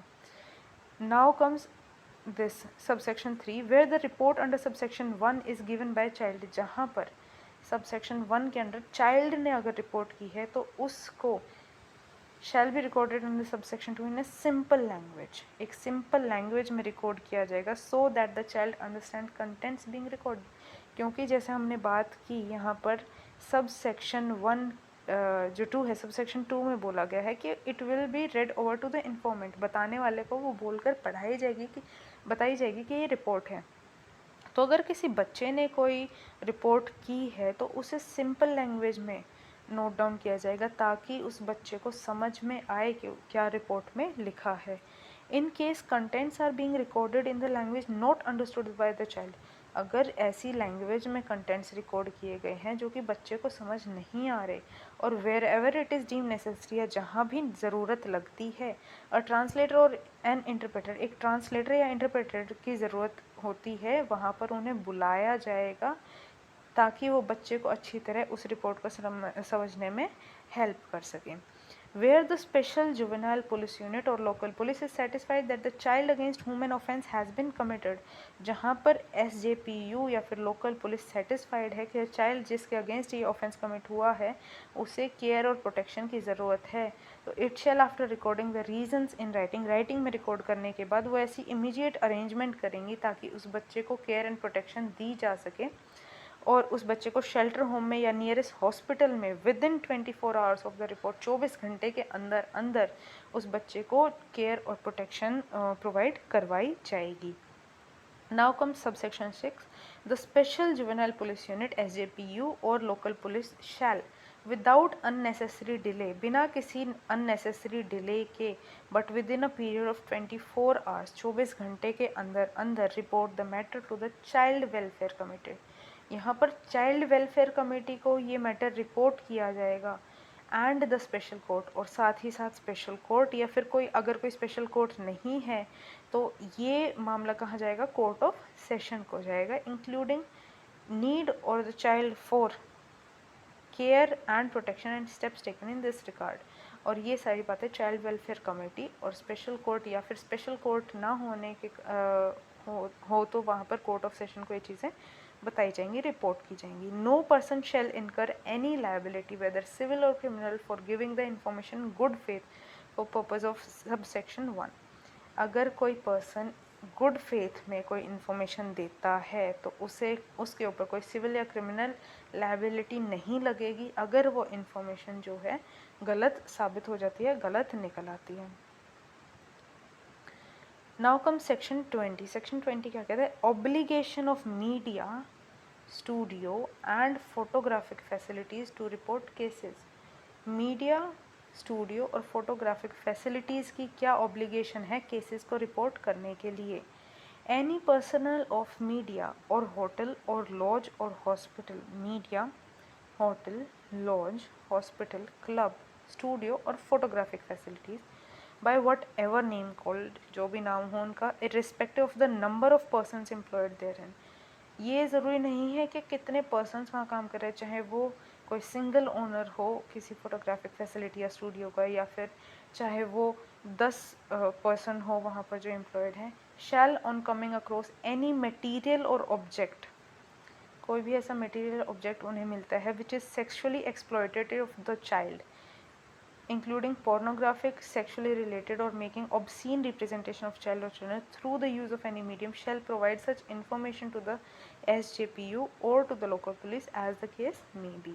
तो यहाँ पर अगर किसी media, hotel, lodge, hospital, club या स्टूडियो फोटोग्राफिक फैसिलिटी के किसी भी पर्सन को, किसी भी एम्प्लॉयर को या किसी एम्प्लॉय को अगर ऐसे कोई मटेरियल या ऑब्जेक्ट दिखती है which is sexually exploitative of the child, जो suppose that is related to pornographic material, या कोई ऐसा पोर्नोग्राफिक मटेरियल या ऐसी कोई ऑब्जेक्ट मिलती है, तो उनकी ड्यूटी बनती है, उनकी ऑब्लिगेशन प्रोवाइड की गई है, उनकी ऑब्लिगेशन है कि वो SJPU या फिर जो लोकल पुलिस हैं उन्हें जाके इस चीज़ के बारे में रिपोर्ट करें।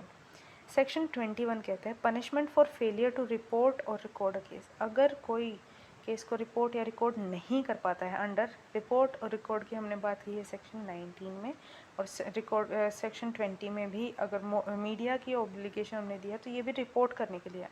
अगर सेक्शन 19 और 20 में कोई फेल हो जाता है रिपोर्ट करने के लिए तो क्या पनिशमेंट होगी। Any person who fails to report the commission of offence under subsection 1 of section 19 और section 20 who fails to record such offence, अगर कोई उसे रिकॉर्ड करने में या रिपोर्ट करने में फेल हो जाता है, fails to record such offence under subsection 2 of 19. Subsection 2 में हमें दिया गया है कि कैसे वो रिपोर्ट किया जाएगा, रिकॉर्ड किया जाएगा, तो उसे पनिशमेंट मिलेगी of either which may extend to 6 months और विद फाइन और बोथ, 6 महीने तक की सज़ा या फाइन या फिर दोनों चीज़ें लागू की जा सकती हैं, लगाई जा सकती हैं. Then comes subsection 2, any person being in charge of any company और एनी इंस्टीट्यूशन. अब यहाँ पे इंचार्ज की भी बात की गई है. Who fails to report the commission of an offence under subsection in respect of a subordinate under his control. अगर उसके कंट्रोल के अंडर कोई सबऑर्डिनेट है, उसका जो उसका एम्प्लॉई है, अगर किसी कंपनी का इंचार्ज है, किसी इंस्टीट्यूशन का इंचार्ज, उस सबऑर्डिनेट के बारे में रिपोर्ट करने में असक्षम होता है, फेल हो जाता है, तो उसकी इम्प्रिजनमेंट हो जाएगी एक्सटेंड टू 1 year. यहाँ पर क्योंकि वो एक हायर एडमिनिस्ट्रेटिव पर्सन है, एडमिनिस्ट्रेटर है, तो उसकी लायबिलिटी ज़्यादा बनती है that he should keep an I on his subordinates, on his employees. तो इसलिए यहाँ पर उसको पनिशमेंट भी जो है उसका एक्सटेंड 1 year तक कर दिया गया है और एंड विद फाइन. और यहाँ फ़ाइन भी मैंडेटरी कर दिया गया है. अगर हम सबसेक्शन 1 में देखें तो वहाँ फ़ाइन जो है डिस्क्रिशनरी है, लेकिन सबसेक्शन 2 में फ़ाइन को मैंडेटरी कर दिया गया है.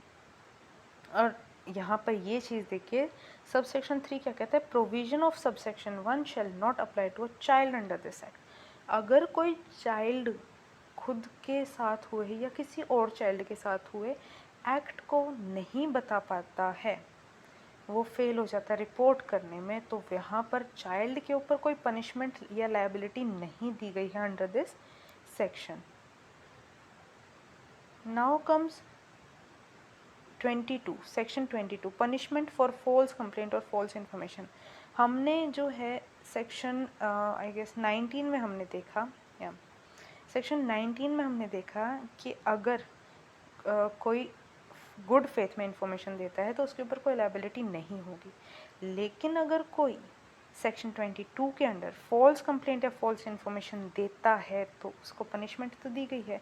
अब गुड फेथ वाले को तो यहाँ पर एग्जेम्प्ट कर दिया गया है. तो सेक्शन 22 ऑब्वियसली है जो वो बात कर रहा होगा किसी इल इंटेंट से, अगर किसी के बारे में फॉल्स कंप्लेंट की गई है. तो हम देखते पढ़ते हैं, any person who makes false complaint और provides false information against any person in respect of an offence committed under 357 and 9 solely with intention. अब यहाँ intention क्या है उसकी, to humiliate, extort और threaten और defame him. किसी person के against false information देता है उसे humiliate, extort, threaten या defame करने के लिए, तो यहाँ पर उस person की जो liability है up to 6 months of imprisonment और fine और both. ठीक है. अब यहाँ ये चीज़ ध्यान रखिए, सबसेक्शन 1 में किसी पर्सन के अगेंस्ट कंप्लेन कर रहा है वो, और ह्यूमिलेट, एक्सटॉर्ट, थ्रेटन और डिफेम करने के लिए, तो यहाँ पर 6 महीने तक की जेल या फाइन या दोनों चीज़. अब सबसेक्शन 2 क्या कहते हैं, false complaint has been made for और false and has been provided by a child. अगर किसी बच्चे ने दी है तो यहाँ पर कोई उसके ऊपर जो है कार्रवाई नहीं की जाएगी. थर्ड जो कहते हैं, not being a child, who ever not being a child, बच्चा नहीं, बच्चे को तो हमने एग्जेम्प्ट कर दिया है सब क्लॉज 2 में.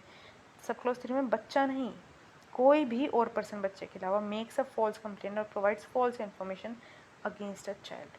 सब सेक्शन 1 में है अगेंस्ट एनी पर्सन, 3 में है against a child knowing it to be false, ये जानते हो कि वो झूठ बोल रहा है, thereby victimising such child, उस बच्चे को विक्टिमाइज करने के लिए अगर कोई उस बच्चे के अगेंस्ट फॉल्स कंप्लेंट या फॉल्स इन्फॉर्मेशन देता है तो he shall be liable for punishment which may extend to 1 year, 1 साल तक के पनिशमेंट या फाइन या दोनों चीज़ ही उसके ऊपर लागू होंगी अंडर सेक्शन 22. तो ये देखिए, सब सेक्शन 1 में है किसी पर्सन के अगेंस्ट अगर उसे ह्यूमिलिएट, एक्सटॉर्ट या थ्रेटन या डिफेम करने के लिए. सब सेक्शन 3 में अगर किसी बच्चे को विक्टिमाइज करने के लिए किसी बच्चे के अगेंस्ट फॉल्स इन्फॉर्मेशन कोई पर्सन देता है तो यहाँ पर वो कवर किया गया है. अब आता है हमारे पास section 23, procedure for media. Media का क्या प्रोसीजर होगा, no person shall make any report और present comments on any child. कोई भी पर्सन, यहाँ पर मीडिया पर्सनल की बात की गई है, कोई भी मीडिया का पर्सन कोई भी ऐसी रिपोर्ट नहीं बनाएगा, ऐसे कोई कमेंट प्रेजेंट नहीं करेगा किसी भी बच्चे पर from any form of media, media के किसी भी फॉर्म के थ्रू और स्टूडियो और photographic facilities without having complete and authentic information, बिना कंप्लीट और ऑथेंटिक इन्फॉर्मेशन हुए वो ऐसा कोई भी रिपोर्ट या कमेंट प्रेजेंट नहीं करेंगे जिसकी वजह से बच्चे की रेपुटेशन लोअर हो या फिर उसकी प्राइवेसी का इन्फ्रिंजमेंट हो।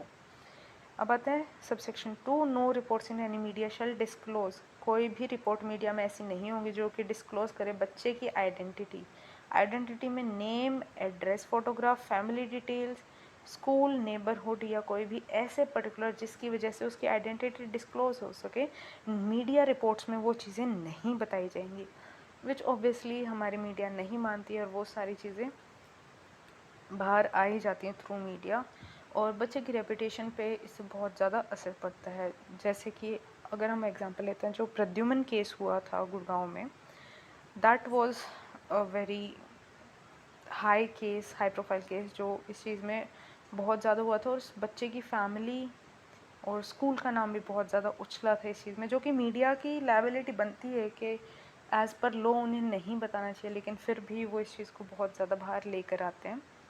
Okay, by the way, let's get going. Provided that for reasons to be recorded in writing में अगर कोई स्पेशल कोर्ट है जो कि उस केस को ट्राई कर रही है वो ऐसे डिस्क्लोजर को परमिट कर सकती है। यहाँ पर एक एक्सेप्शन है, मीडिया डिस्क्लोज नहीं कर सकती, लेकिन अगर कोर्ट ने बोला है राइटिंग में कि डिस्क्लोज कर सकते हैं इस ओपिनियन के साथ कि वो डिस्क्लोजर बच्चे के इंटरेस्ट में होगा, अगर कोर्ट को लगता है डिस्क्लोज करना बच्चे के इंटरेस्ट में, बच्चे के हित में है, वो ठीक है डिस्क्लोज करना, तो कोर्ट यहाँ पर राइटिंग में रिकॉर्ड करके दे सकती है, रीजंस को राइटिंग में रिकॉर्ड करके वो दे सकते हैं कि हाँ आप डिस्क्लोज कर सकते हैं, तो ही वो चीज़ डिस्क्लोज की जानी चाहिए, अदरवाइज नॉट। सबसेक्शन 3 आता है, द पब्लिशर और ओनर ऑफ द मीडिया का ओनर या पब्लिशर और स्टूडियो और photographic facility shall be jointly and severally liable for acts and omission of his employ.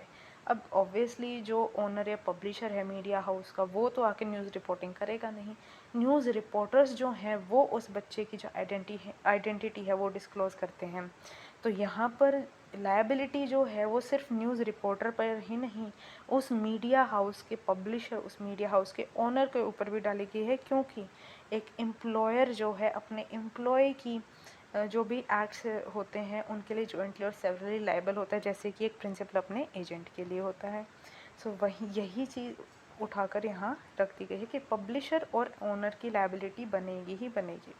Any person who contravenes the provisions of subsection 1 और subsection 2, subsection 1 और 2 की provisions को कोई contravene करता है, shall be liable to be punished with imprisonment of either description for a period which shall not be less than 6 months but which may extend to 1 year or fine or both। 6 महीने से कम की तो सज़ा होनी नहीं चाहिए, लेकिन 1 साल से ज़्यादा की नहीं देंगे, और विद फाइन और बोथ, और फाइन भी यहाँ पर डिस्क्रिशनरी है अगर कोई डिस्क्लोज कर देता है उस बच्चे की आइडेंटिटी तो। सो चैप्टर 6 आ जाता है अब हमारे पास।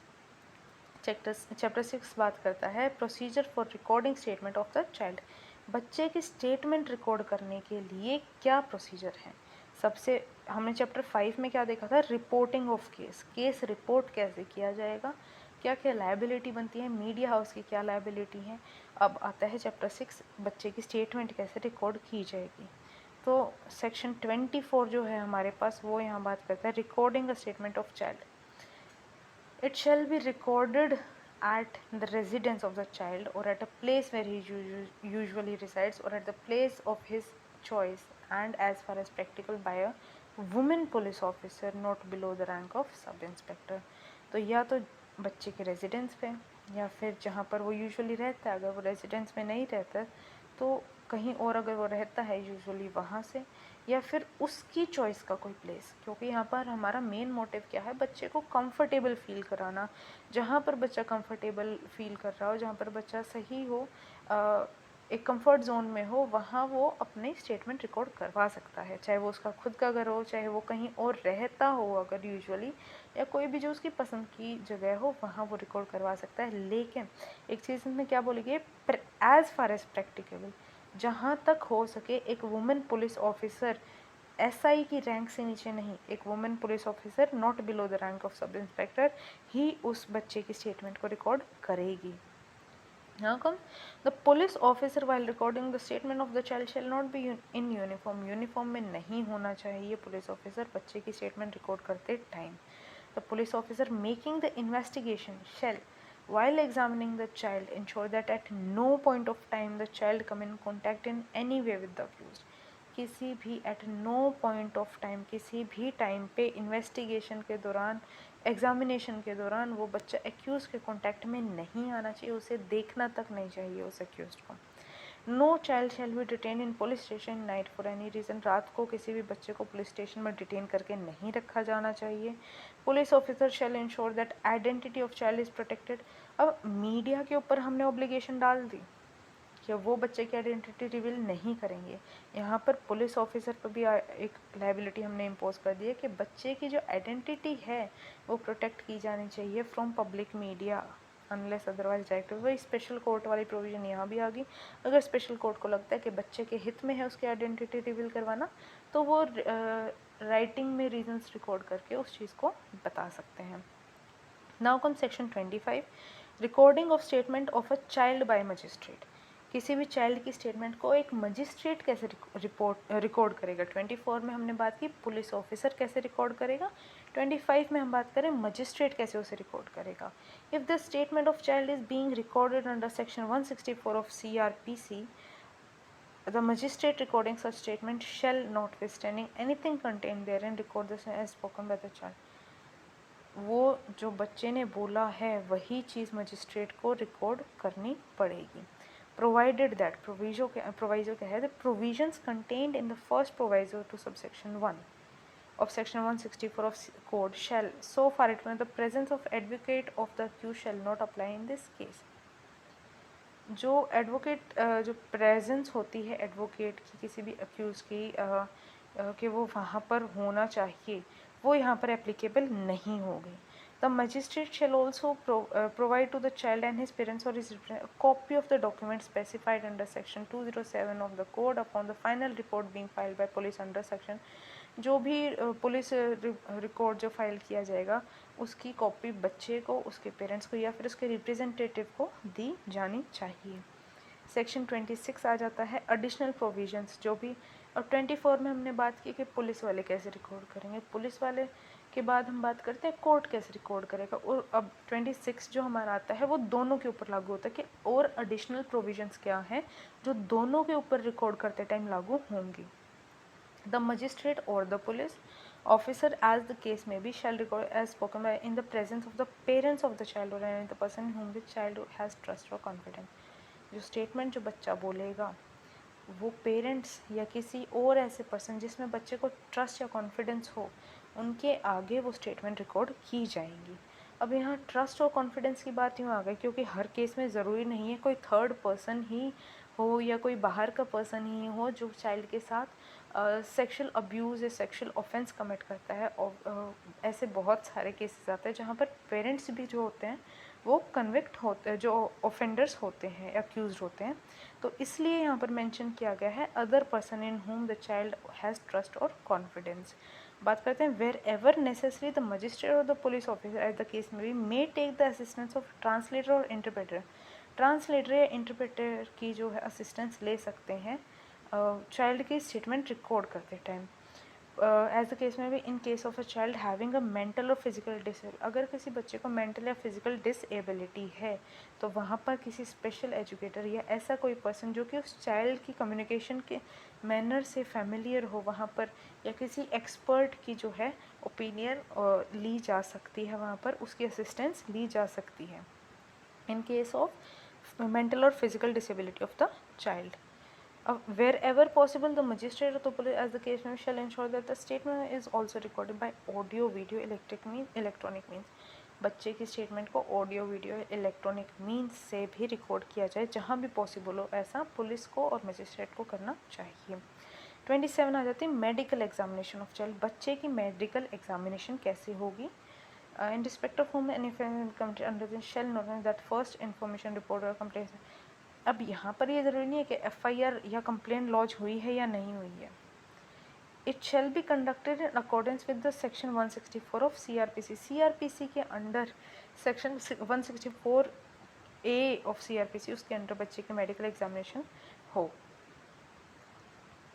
In case the victim is a girl child, अगर कोई लड़की विक्टिम है तो medical examination shall be conducted by women doctor, एक वुमेन डॉक्टर ही उसकी मेडिकल एग्जामिनेशन कर सकती है। The medical examination shall be conducted in presence of the parent of the child, बच्चे के पेरेंट्स की प्रेजेंस में वो मेडिकल एग्जामिनेशन कंडक्ट की जाएगी। और any other person on whom the child repossess trust और कॉन्फिडेंस, वही बात आ जाती है जिसमें बच्चे को भरोसा हो, फीलिंग ऑफ ट्रस्ट और कॉन्फिडेंस हो वहाँ पर। सबसेक्शन 4 आ जाता है where in the case the parent of the child और other person refer to in subsection 3, यानी कि इस सेक्शन के under can not be present, अगर वो प्रेजेंट नहीं हो सकते हैं किसी भी रीज़न के चलते during the medical examination of the child, medical examination के दौरान the medical examination shall be conducted in presence of a women nominated by the head of the medical institution. ये देखिए ये क्वेश्चन है कि यहाँ से बहुत इंपॉर्टेंट मेरे को लगता है बनता है कि जो वुमेन अगर पेरेंट्स नहीं है या कोई और पर्सन वहाँ नहीं है, उनकी एब्सेंस में कौन वहाँ पर प्रेजेंट होगा और उसे कौन इलेक्ट करेगा। तो जो हेड ऑफ मेडिकल इंस्टीट्यूशन है जहाँ पर उस बच्चे की मेडिकल एग्जामिनेशन होनी है, वो एक किसी भी औरत को नॉमिनेट करके वहाँ बच्चे के पास खड़ा कर सकते हैं, बच्चे के साथ वहाँ हो सकती है वो औरत। Now comes chapter 7 special courts के स्पेशल कोर्ट जो एस्टेब्लिशमेंट हमें इस एक्ट के नीचे हमने बोला है कि यहाँ पर एस्टेब्लिशमेंट होगी, वो चैप्टर 7 में दिया गया है। Designation of special courts for purpose of providing a speedy trial के लिए the state government shell in consultation with the chief justice of high court, state government in consultation with CJ of High Court by notification in official gazette designate for each district, her district के लिए एक court of session को special court बना सकती है, court of session को special court की power दे सकती है कि इस एक्ट के अंडर वो ऑफेंसेस को ट्राई करे। प्रोवाइडेड दैट, और प्रोवाइजो दिया गया है, if a court of session, अगर किसी कोर्ट ऑफ सेशन को नोटिफाइड एक चिल्ड्रन कोर्ट के तौर पर नोटिफाई किया गया है किसी भी protection of child right act के अंडर, या किसी भी स्पेशल कोर्ट को डेजिग्नेट किया गया है सिमिलर पर्पज़ के लिए, यानी कि बच्चों के वेलफेयर के लिए, बच्चों के राइट के लिए अगर किसी कोर्ट को बनाया गया है तो उस कोर्ट को इस एक्ट के अंदर स्पेशल कोर्ट माना जाएगा, यानी कि इस एक्ट केसेस फिर वही कोर्ट ट्राई करने के लिए अथॉरिटी उसे मिल जाएगी। सबसेक्शन 2 आता है while trying an offence under this act, इस एक्ट के अंदर कोई ऑफेंस ट्राई करते time a special court shall also try an offence other than the one referred to in subsection 1 with which the accused may under the CRPC be charge at the same time, अगर इस act के under साथ साथ ही इस act के साथ साथ ही accused पर CRPC के अंडर भी अगर कोई ऑफेंस लगता है उस केस में, तो जो स्पेशल कोर्ट है वो उस ट्रायल को भी ट्राई करने के लिए कम्पिटेंट हो जाएगी साथ साथ ही।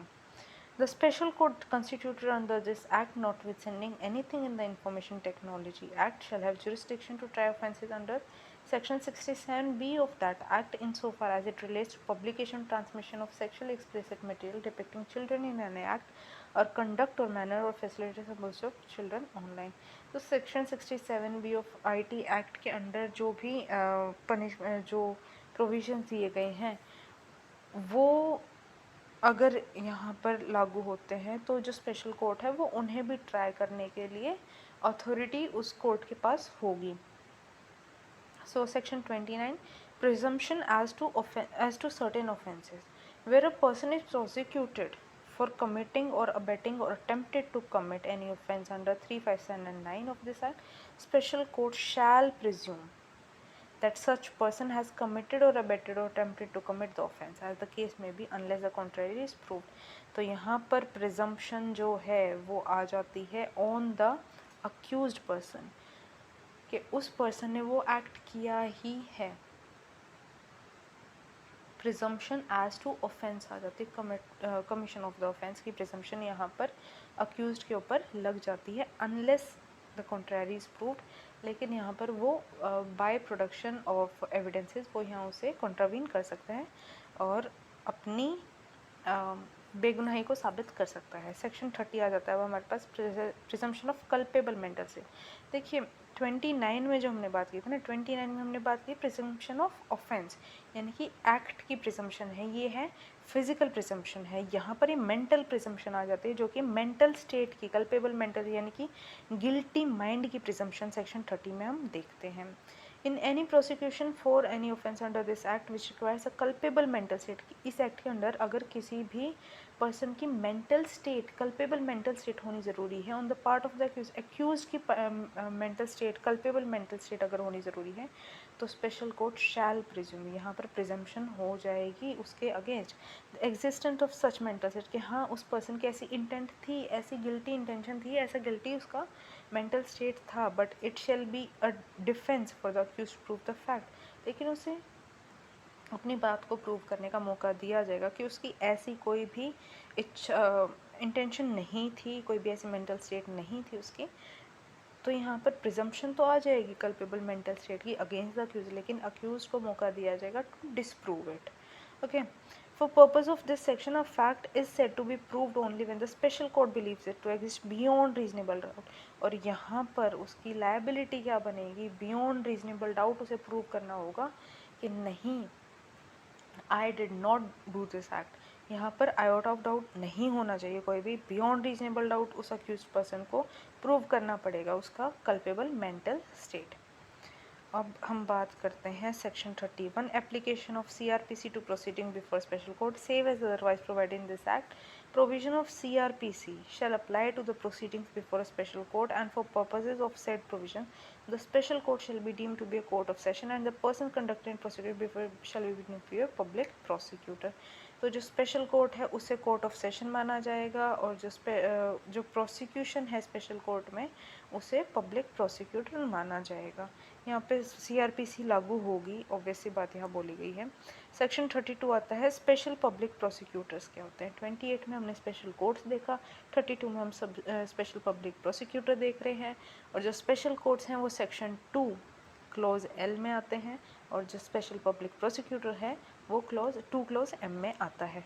तो स्पेशल पब्लिक प्रोसिक्यूटर अगर हम देखते हैं, the state government shall by notification official gazette appoint a special public prosecutor for every special court, एक स्पेशल पब्लिक प्रोसिक्यूटर जो है हर स्पेशल कोर्ट के लिए अपॉइंट किया जाएगा by the state government for conducted cases only under the provisions of this act, specially इस act के under provisions या केसेस के लिए उस पब्लिक प्रोसिक्यूटर को अपॉइंट करेगी state government.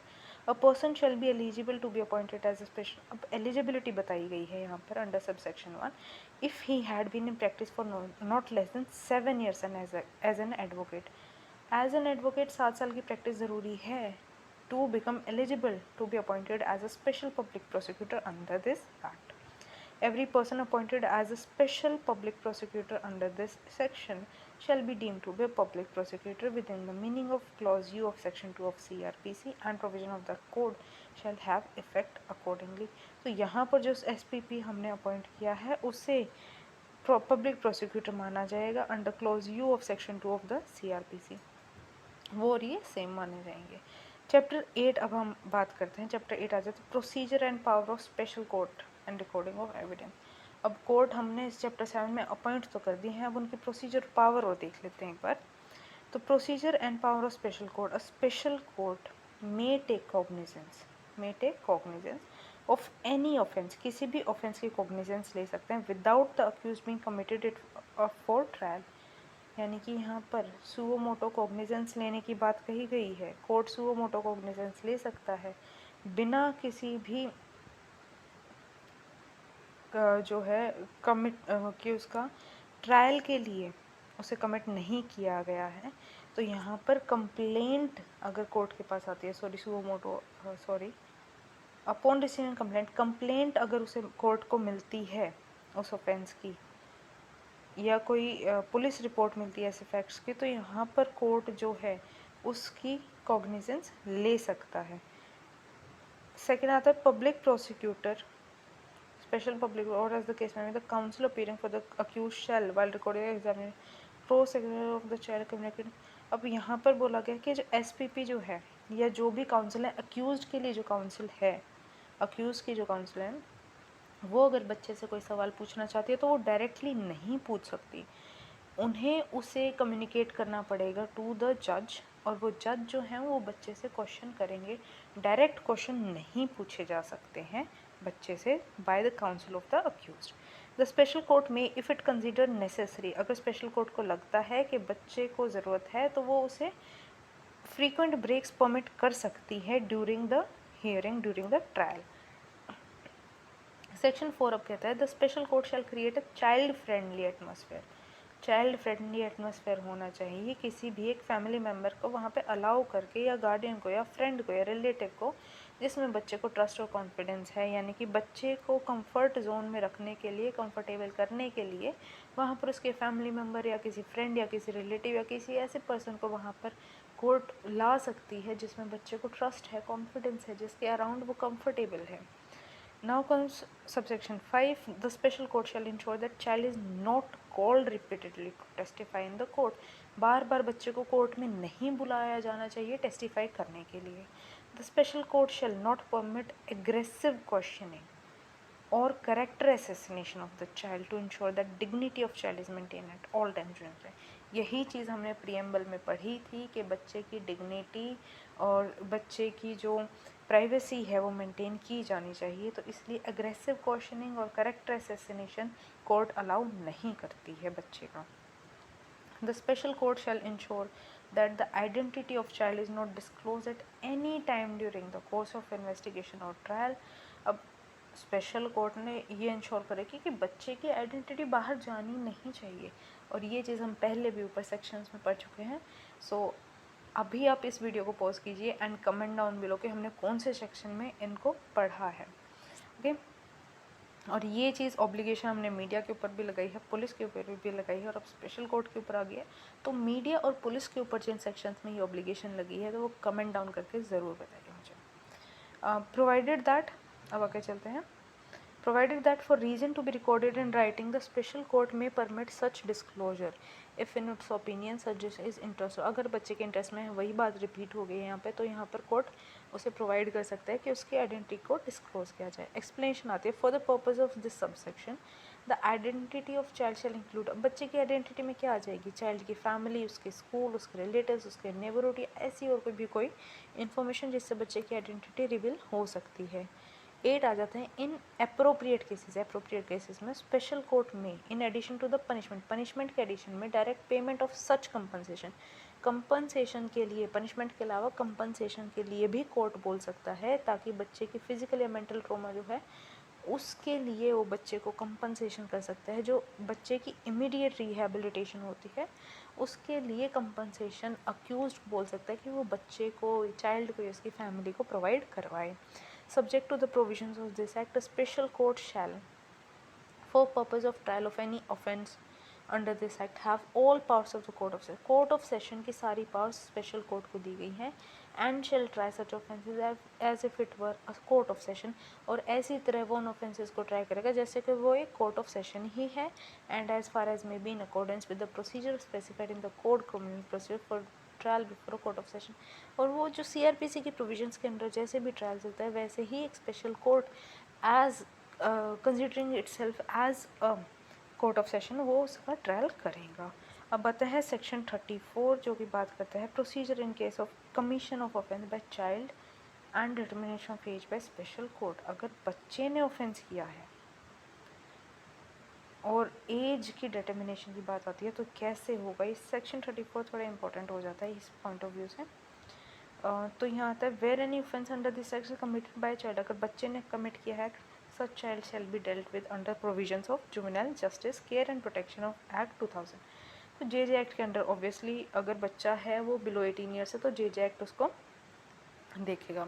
If any question rises any proof before the special court weather a person is a child और not, वो बच्चा है या नहीं है, अगर ऐसा कोई क्वेश्चन उठता है तो such question shall be determined by special court after satisfying itself about the age of such person and it shall record in it for reasons। Court के ऊपर यहाँ पर लाइबिलिटी डाल दी गई है कि कोर्ट अगर सेटिस्फाइड है अपनी इन्वेस्टिगेशन करके कि बच्चा सच में 18 साल से कम की एज का है, तो वो यहाँ पर राइटिंग में एक रीज़न दे सकते हैं और फिर अपनी प्रोसीडिंग कंटिन्यू कर सकते हैं। No order made by special court shall be deem to be invalid merely by any subsequent proof that the age of person determined by it under subsection 2 was not the correct age of that person।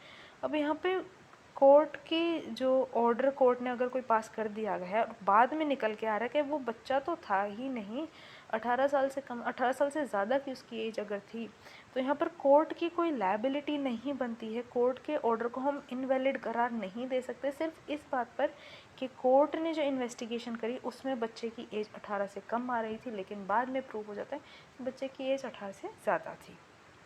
अब आती है section 35, period for recording of evidence of child and disposal of case.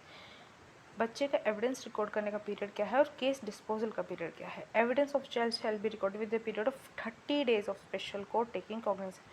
Court की cognizance लेने के 30 दिन के बाद तक का टाइम होता है बच्चे का एविडेंस रिकॉर्ड करने के लिए, और स्पेशल कोर्ट ही उसे रिकॉर्ड करेगा। तो ये 30 डेज़ वाला जो है, 30 days of special court after taking cognizance, ये इंपॉर्टेंट है। Special court shall complete the trial as far as possible within a period of 1 year, ये भी है। From due of taking cognizance, date of taking cognizance, cognizance लेने के 1 साल के अंदर अंदर वो ट्रायल जो है कंप्लीट हो जाना चाहिए, और अगर एविडेंस रिकॉर्ड करना है तो कॉग्निजेंस लेने के 30 दिन के अंदर अंदर एविडेंस रिकॉर्ड हो जाना चाहिए। Child not to see accused at time of testifying, यही हमने पहले भी पढ़ा है पुलिस वाले सेक्शन में, जो हमने सेक्शन 24 में पढ़ा था कि पुलिस की लायबिलिटी बनती है कि बच्चे के सामने ड्यूरिंग इन्वेस्टिगेशन अक्यूज्ड नहीं आना चाहिए। The special court shall ensure that the child is not expose in any way to the accused at any time at the time of recording of evidence के टाइम पर बच्चे के सामने accused नहीं आना चाहिए। लेकिन साथ ही साथ कोर्ट को इंश्योर करना पड़ेगा कि अक्यूज ऐसी पोजीशन में है कि वो बच्चे की स्टेटमेंट सुन सकता है और साथ ही साथ वो अपने एडवोकेट से भी बात कर सकता है। बच्चा उन्हें नहीं देखेगा लेकिन वो बच्चे को सुन सकते हैं, और वो जो एक्यूज पर्सन है अपने एडवोकेट के साथ कम्युनिकेट कर सकता है regarding what the child is accusing him of. For purpose of subsection 1 may record the statement of child through video conferencing or by utilizing single visibility meter or curtain or any other device। या तो video conference के through बच्चे की statement record कर लें, या single visibility mirror जो आता है उसके थ्रू, या कर्टेंस लगा कर उस बच्चे की स्टेटमेंट रिकॉर्ड कर लें। बस यहाँ पर मेन पर्पस क्या है कि बच्चे को अक्यूज नहीं दिखना चाहिए और अक्यूज को बच्चे की सारी बातें सुननी चाहिए कि उसके ऊपर क्या एलिगेशंस लग रही हैं। सेक्शन 37 आता है trial to be conducted in camera, in camera trial होने चाहिए। Shall try cases in camera and in the presence of the parents of the child और any other person whom the child has trust or confidence, provided that where the special court is of the child needs to be examined at a place other than the court। अगर यहाँ पर special court को लगता है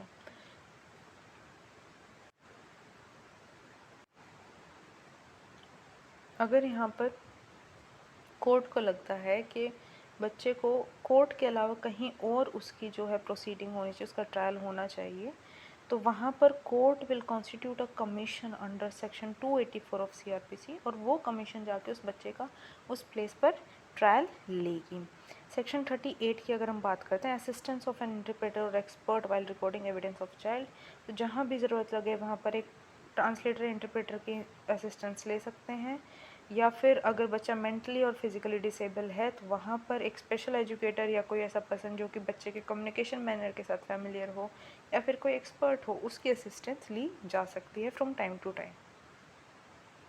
सो हमारे 8 chapters complete हो चुके हैं। Last chapter is chapter 9 which is miscellaneous provisions, guidelines for child to take assistance of experts. बच्चे जो है एक्सपर्ट की असिस्टेंस कैसे ले सकते हैं। Subject to such rules as may be made in this behalf, such rules as may be made in the state government shall prepare guidelines for use of non-governmental organization NGOs, professionals and experts, or persons having knowledge of psychology, social work, physical health, mental and child development to be associated with the preterm trial stage। तो यहाँ पर जो experts होंगे NGOs के experts, NGOs में कोई expert है, कोई प्रोफेशनल्स हैं या कोई वैसे एक्सपर्ट्स हैं या जिनको psychology, social work, physical health, mental health, child development की जो नॉलेज जो रखते हैं, उन्हें एज एन एक्सपर्ट यूज़ किया जा सकता है, उन्हें एज एन एक्सपर्ट यहाँ पर अपॉइंट किया जा सकता है to help the pre trial and the trial stage.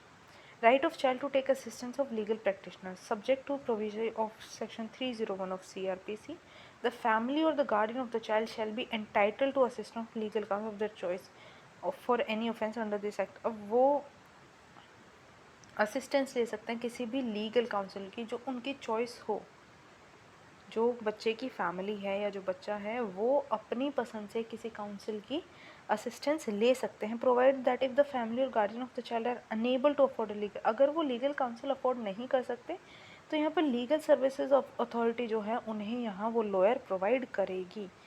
या तो वो अपनी पसंद से कोई लीगल काउंसिल ले सकते हैं, नहीं तो अगर उनकी अफोर्ड नहीं कर सकते वो तो यहाँ पर वो लीगल सर्विसेज अथॉरिटी से कहकर एक लॉयर उन्हें खुद को प्रोवाइड करवा सकते हैं. Now comes section 41. Provisions of section 3 to 13 not to apply in certain cases.